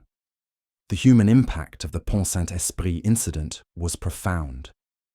Families were torn apart, communities traumatized, and the memory of that week lingered for years. Victims struggled with lingering psychological effects, and the town's social fabric was strained as suspicion and fear took root. People began to look at one another with mistrust, unsure who might be a victim or who might have been somehow involved. The incident revealed the fragility of communal stability in the face of the unknown, and how quickly ordinary life can be upended when the boundary between safety and danger becomes uncertain. The intensity of the experience left a lasting imprint, not only on those who lived through it, but also on the cultural imagination, inspiring books, documentaries, and scientific studies seeking to unravel the mystery. In modern times, the Pont Saint-Esprit incident serves as a cautionary tale about the intersection of biology, psychology, and social dynamics. It demonstrates how environmental factors, food contamination, and communal stress can combine in ways that produce extraordinary and terrifying effects. It also underscores the ethical implications of experimentation and the consequences of misinformation, as rumors, speculation, and media coverage amplified the panic and shaped public perception. Scientists and historians continue to debate the exact cause, weighing evidence from toxicology, archival research, and eyewitness accounts, yet the event's enigmatic nature ensures that it remains a compelling and unsettling episode in history. The incident also highlights the limitations of contemporary medicine and public health during mid-20th century crises. Doctors struggled not only with diagnosis and treatment, but also with managing public fear and maintaining order. The inability to quickly identify a clear cause, coupled with the intensity of the symptoms, created a sense of helplessness that magnified the psychological toll. Communities learned the hard way how fear of the invisible and unknown can spread faster than the phenomenon itself, demonstrating the intricate interplay between mind and body perception, and reality. Ultimately, the mass poisoning of Pont Saint-Esprit endures as a haunting reminder of how ordinary life can be disrupted by extraordinary circumstances. It is a story that blurs the lines between natural and artificial causes, individual and collective experiences, and reality and perception. It continues to fascinate those who study history, psychology, and toxicology, not only for the dramatic events themselves, but also for what they reveal about human vulnerability, the power of suggestion, and the enduring mystery of unexplained phenomena. The town of Pont Saint-Esprit, once a quiet riverside community, became a stage for one of the strangest and most unsettling episodes of the 20th century, a chapter in history that challenges our understanding of what is possible when fear, environment, and human biology intersect in unpredictable ways. One of the most unusual and mysterious events in history occurred in 1518 in the city of Strasbourg, now part of modern-day France, a phenomenon that came to be known as the Dancing Plague. In the heat of July, an inexplicable compulsion seized a woman named Frau Trophea, who began dancing fervently in the streets, unable to stop. At first, passers-by were curious, perhaps even amused, but within days, her solitary dancing had transformed into a mass phenomenon, as dozens of others joined her in a frenzied, uncontrollable dance. What made the event particularly confounding was the duration and intensity.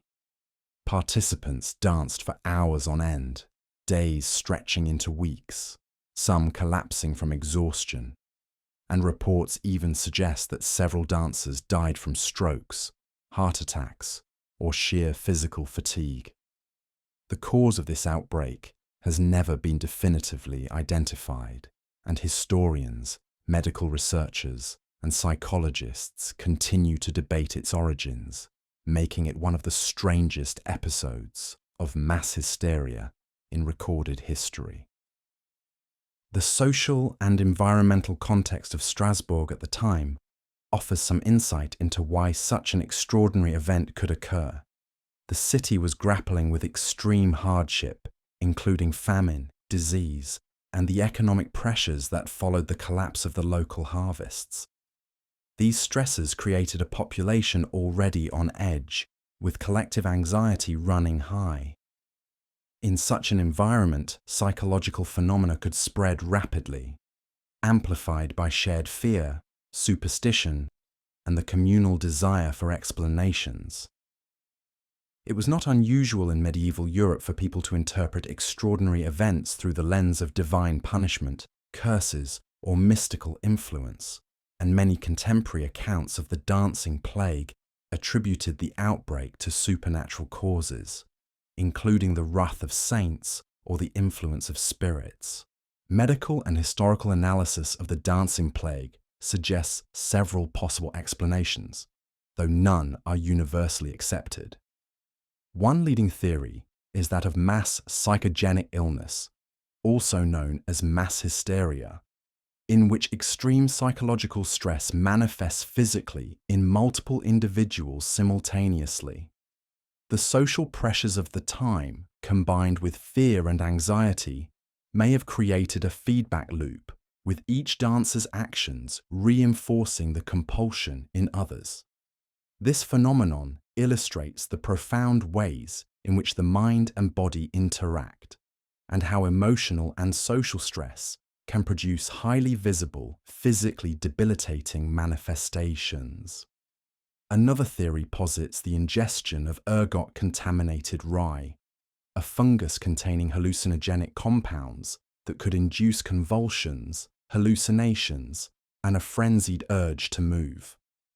While this hypothesis has gained traction, skeptics argue that ergot poisoning would likely produce symptoms beyond compulsive dancing, such as severe nausea, burning sensations, and gangrene, which were not consistently reported.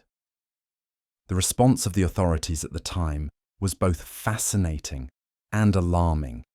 City officials, desperate to control the outbreak, initially encouraged more dancing, believing that the afflicted could only cure themselves by continuing until they literally danced the sickness out of their bodies. Musicians were hired to accompany the dancers, and public squares became arenas of relentless motion. This approach, however, often worsened the situation as exhausted participants collapsed and new individuals joined the frenzied throng.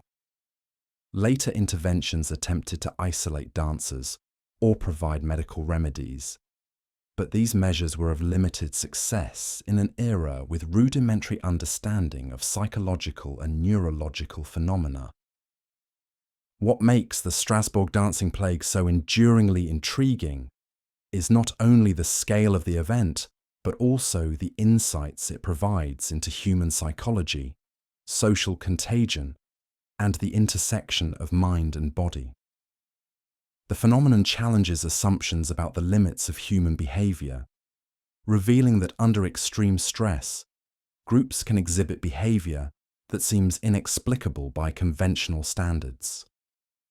It also highlights the vulnerability of communities to collective anxiety and the ways in which cultural and environmental conditions can amplify extraordinary responses.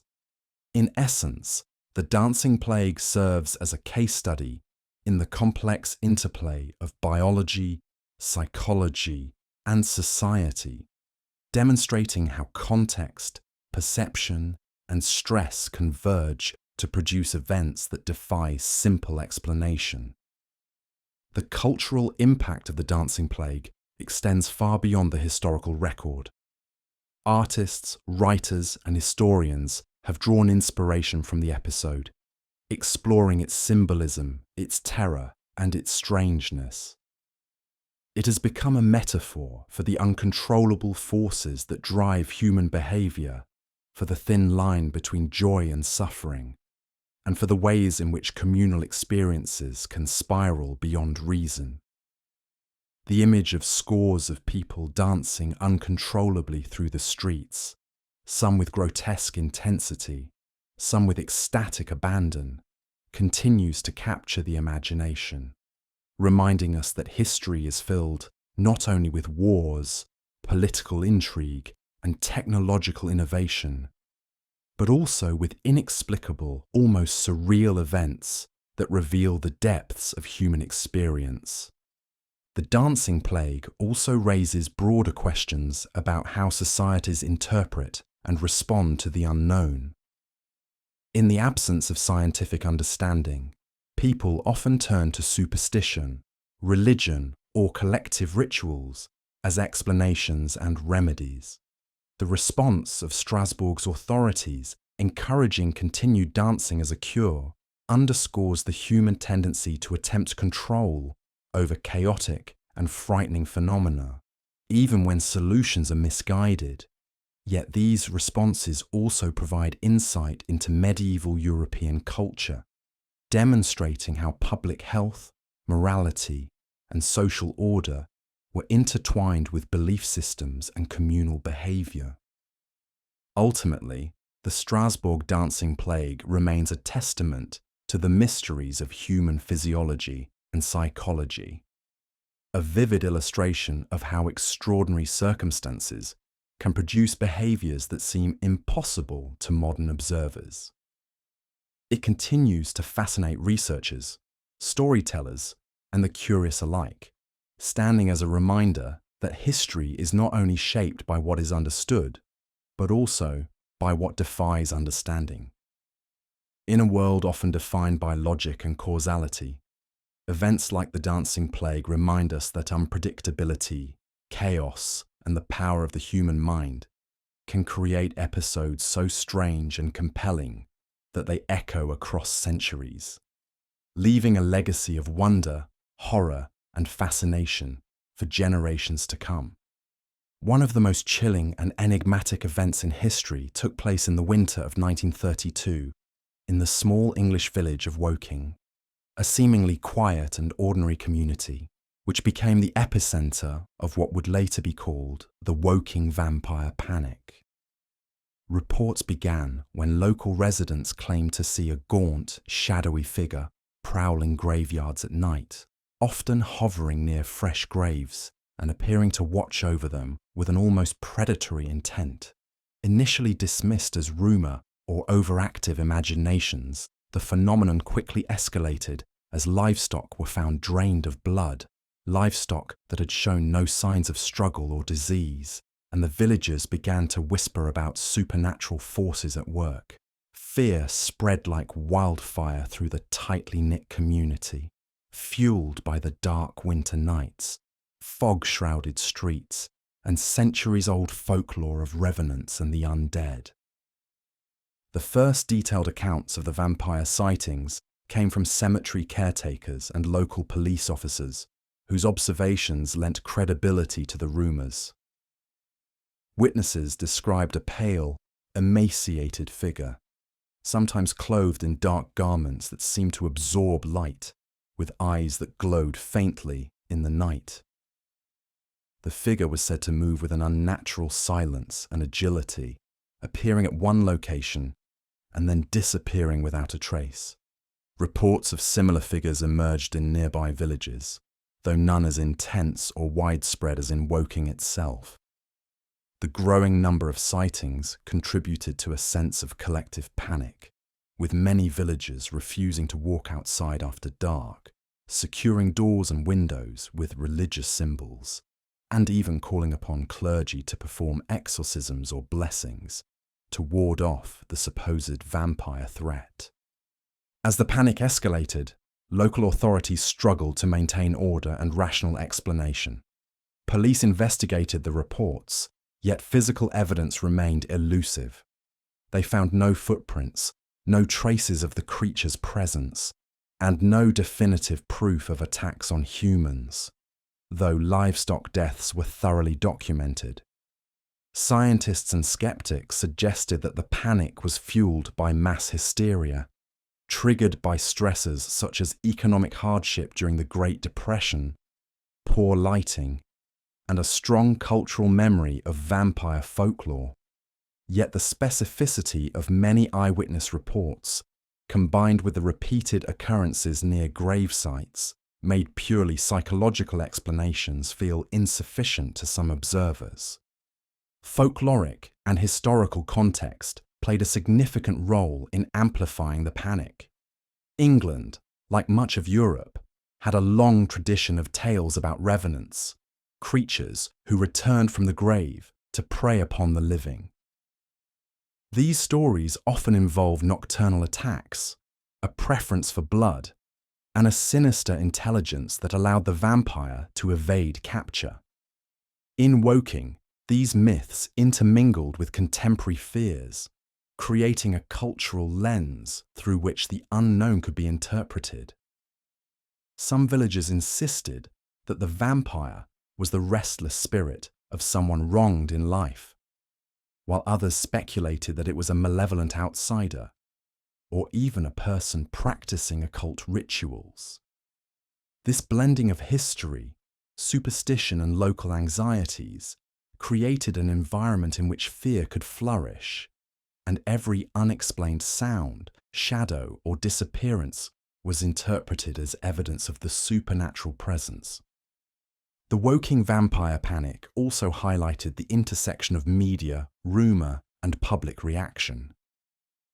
Newspapers picked up the story, often embellishing the details for dramatic effect, which in turn fueled further anxiety and speculation. Sensationalized headlines and accounts of supposed vampire attacks circulated beyond the village, attracting curiosity seekers, paranormal enthusiasts, and journalists eager to witness the phenomenon firsthand. This attention intensified the pressure on local authorities, who were tasked with investigating complaints while calming a frightened populace. The combination of social contagion and media amplification created a feedback loop, in which fear generated reports and reports generated more fear. illustrating the powerful influence of collective belief and the human tendency to seek patterns in the unknown. Attempts to confront or understand the figure often bordered on the surreal. Villagers organized patrols and stakeouts, sometimes armed with torches, crucifixes, and improvised weapons, determined to catch or repel the supposed vampire. Many nights ended with nothing found, deepening the sense of mystery and helplessness. Some accounts claimed sightings of the creature in unusual locations, perched atop rooftops, slipping silently between trees, or vanishing into walls, creating the impression of a being that defied conventional understanding of physical space. The repeated failure to apprehend the figure contributed to an atmosphere of dread, as if the village itself were under the gaze of an inexorable, unseen force.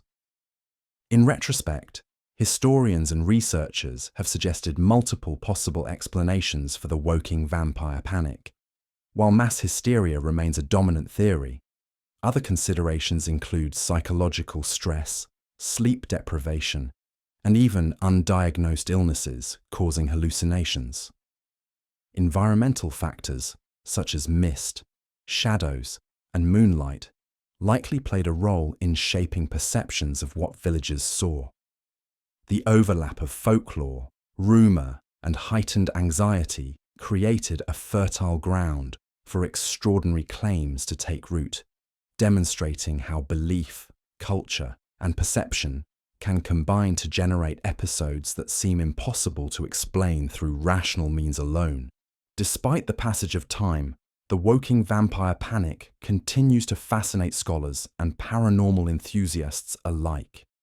It serves as a vivid example of how human imagination and fear can transform ordinary circumstances into extraordinary narratives.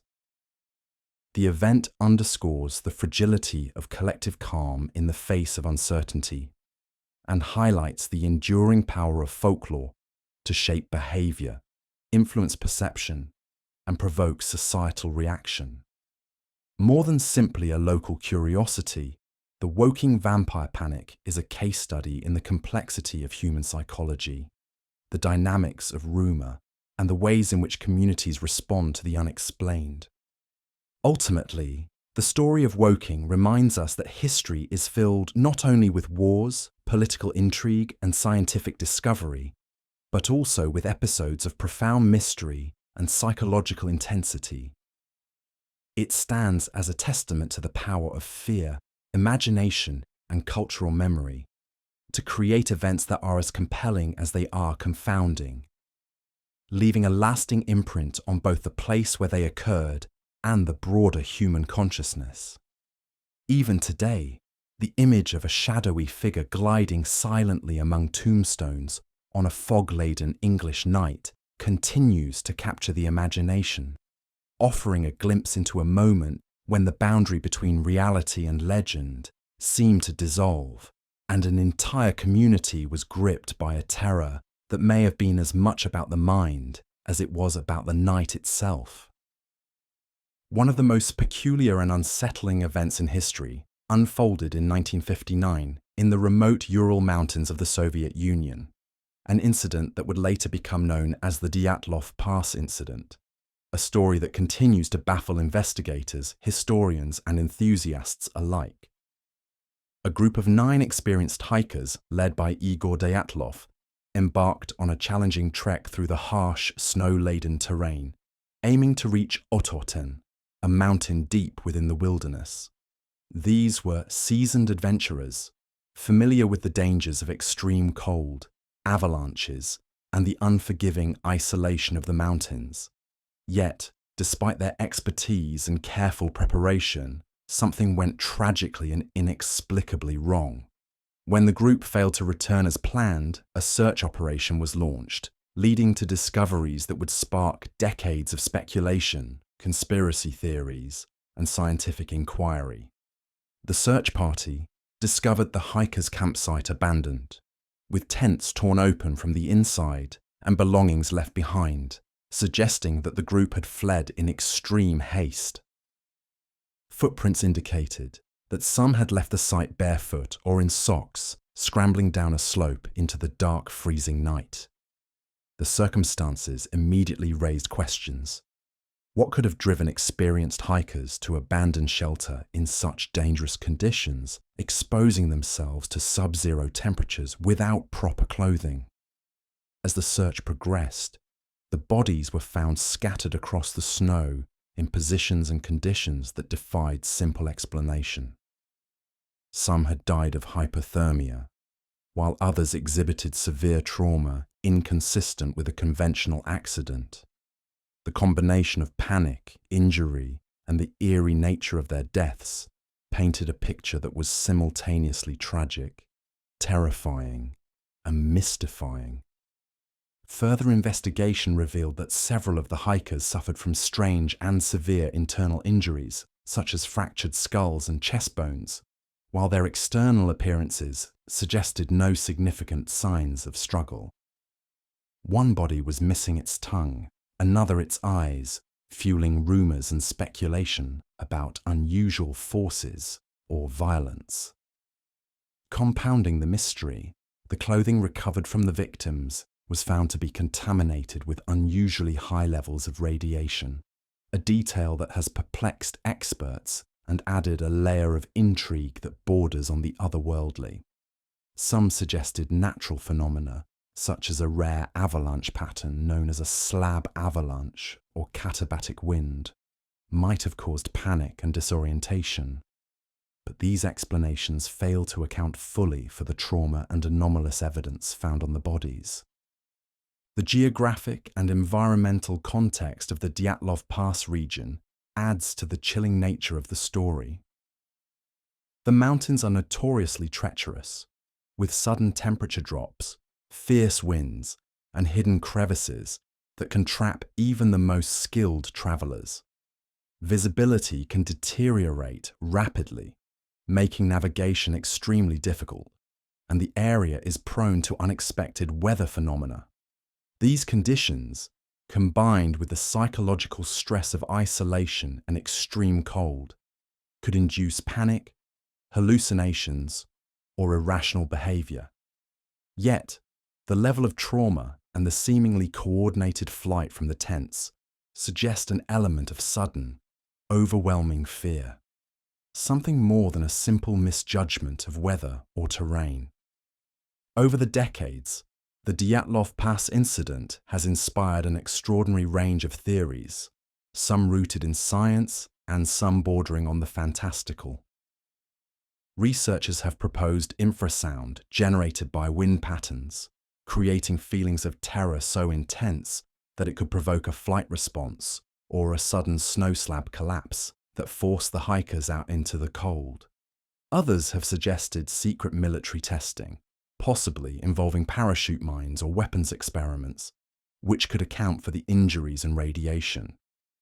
Still, more speculative theories invoke UFOs, Yeti attacks, or supernatural interference. Each hypothesis attempts to reconcile the stark, often contradictory evidence with human understanding, but none has achieved unanimous consensus, leaving the mystery tantalizingly unresolved. Eyewitness accounts from nearby regions, although limited, have occasionally hinted at unexplained lights in the sky, unusual sounds, and strange atmospheric phenomena during the time of the hiker's disappearance. Such reports feed into the aura of mystery, suggesting that the incident might not have been an isolated event, but rather part of a series of anomalies in an already unpredictable environment. The combination of environmental danger, extreme isolation, and unexplained injuries creates a case that is simultaneously grounded in physical reality and shrouded in the impenetrable veil of the unknown, offering a chilling illustration of how nature and circumstance can intersect with the unexplained. The Dyatlov Pass incident also highlights the human response to tragedy and the search for meaning in chaos. Families, investigators, and the broader public have grappled with the incomprehensible nature of the deaths, often seeking explanations that align with familiar patterns, whether scientific, mystical, or conspiratorial. The persistence of the story in popular culture, from documentaries to novels to podcasts, reflects the deep fascination humans have with events that challenge logic and understanding. There is an almost archetypal quality to the narrative. A small group of humans confronting the unforgiving wilderness, encountering forces, natural or otherwise, beyond their control, and meeting a tragic, inexplicable end. What makes the Dyatlov Pass incident particularly enduring is not just the mystery itself, but the meticulous records, photographs, and testimonies that preserve the reality of the event while amplifying its strangeness. Each detail, the torn tents, the scattered footprints, the anomalous injuries, the hints of radiation, adds layers to a puzzle that has resisted resolution for more than 6 decades. It is a story that challenges assumptions about human behavior, the limits of survival, and the interaction between environment and psychology, while also reminding us that some events may exist at the edge of comprehension, where fear, curiosity, and uncertainty converge. Ultimately, the Dyatlov Pass incident remains a haunting testament to the mysteries of the natural world and the vulnerabilities of the human condition. It stands as a stark reminder that even the most prepared and experienced individuals can encounter forces beyond understanding, and that history is not only a record of triumphs and discoveries, but also a chronicle of bewildering, inexplicable tragedies. The frozen Ural slopes hold the silent remains of a story that continues to challenge investigators, inspire storytellers, and captivate the imagination of anyone drawn to the strange, the unexplained, and the profoundly unsettling aspects of our shared past. One of the most bizarre and haunting episodes in modern history is the story of the Havana Syndrome, a mysterious illness first reported in late 2016 by American and Canadian diplomats stationed in Cuba. What began as a handful of unusual health complaints quickly escalated into an international mystery that has confounded scientists, governments, and intelligence agencies alike. The earliest cases involved diplomats in Havana who began experiencing a range of perplexing symptoms, including severe headaches, dizziness, tinnitus, visual and auditory disturbances, nausea, and cognitive difficulties. Many described hearing strange, high-pitched sounds or feeling sudden pressure in their heads during the incidents, often while at home or inside embassy facilities. The reports were alarming not only because of the severity of the symptoms, but also because they appeared to strike seemingly at random, without any clear pattern or identifiable source. The immediate response from the US government was a mixture of concern, disbelief, and urgency.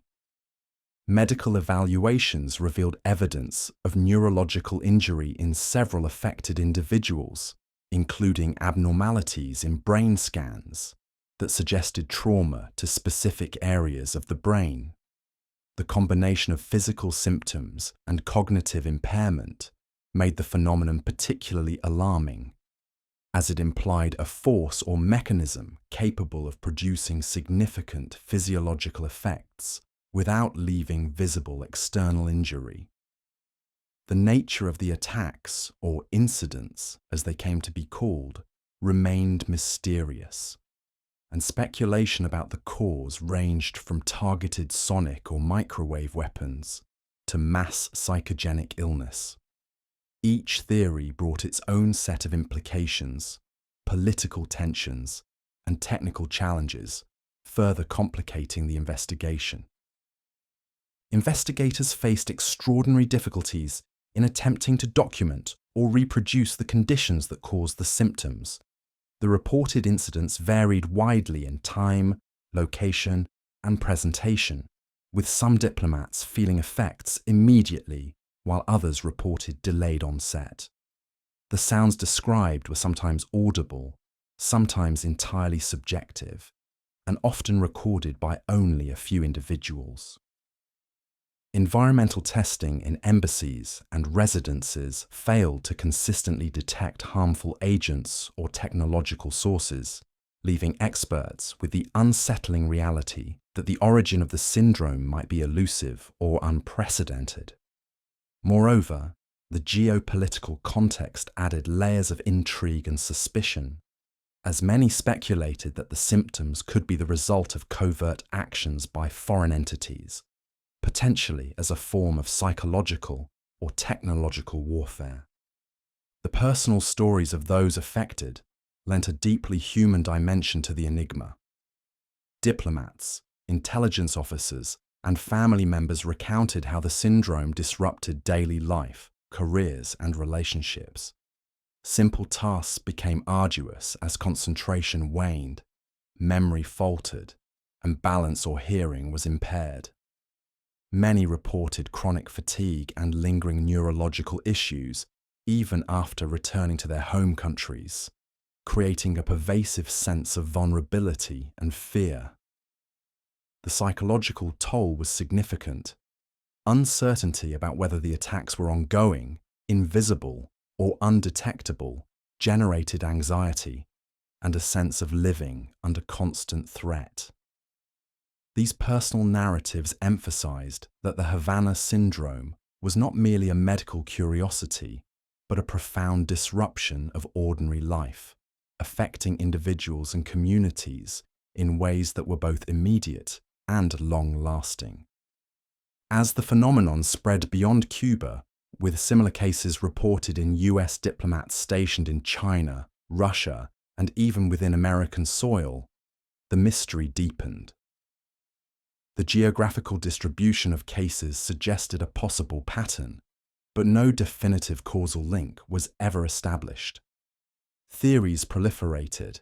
Some scientists proposed pulsed microwave radiation as a potential source, citing experimental studies on the neurological effects of directed energy. Others suggested more conventional explanations, including environmental toxins, viral infections, or psychosomatic responses amplified by stress and awareness of previous incidents. Each hypothesis faced limitations, as evidence was often circumstantial, inconsistent, or technically unprovable, leaving the situation unresolved and intensifying public fascination. The international implications of the Havana syndrome were profound. Diplomatic relations were strained, embassies reduced staff, and countries scrambled to protect personnel from what was increasingly seen as a potential new form of attack. Intelligence and defense agencies devoted significant resources to understanding whether the incidents represented deliberate targeting or coincidental medical anomalies. Scientific studies, classified reports, and investigative journalism attempted to piece together the puzzle, but the elusive nature of the syndrome resisted straightforward explanation. In many ways, the Havana syndrome became a modern allegory for the uncertainties of the 21st century, where technology, politics, and biology intersect in ways that challenge comprehension and control. The case also highlighted the interplay between perception, fear, and evidence in shaping public and governmental response. Rumors, leaked documents, and media coverage amplified anxiety, often outpacing scientific certainty. The enigmatic symptoms became emblematic of a larger cultural narrative about unseen dangers, invisible weapons, and the fragility of human physiology in a technologically advanced but unpredictable world. The tension between known facts and speculation created a space in which imagination, suspicion, and genuine concern converged, illustrating how mystery can transform ordinary reality into a landscape of uncertainty and intrigue. Despite years of study, debate, and analysis, Havana syndrome remains unresolved in many respects. Cases continue to be investigated, with some victims experiencing long-term effects and new incidents sporadically reported. The story has become a touchstone for discussions about the limits of scientific understanding, the potential applications and dangers of emerging technology, and the ways in which humans respond to phenomena that defy easy categorization. It serves as a cautionary tale about the challenges of living in a world where threats can be imperceptible, consequences invisible, and explanations incomplete, reminding us that even in an age of remarkable technological knowledge, there remain mysteries that challenge reason, provoke fear, and demand vigilance. Ultimately, the Havana syndrome illustrates a convergence of human vulnerability, technological possibility, and geopolitical complexity. It is a story that merges medical mystery with international intrigue, personal suffering with scientific investigation, and uncertainty with profound curiosity. The enduring fascination with the syndrome is a reflection of our desire to understand the unexplained, to confront the edges of human experience, and to reconcile what we see with what we cannot. The narrative continues to unfold, a testament to the strange and sometimes frightening realities that exist just beyond the limits of our comprehension, reminding us that history, science, and human experience are often intertwined in ways that are as mysterious as they are compelling.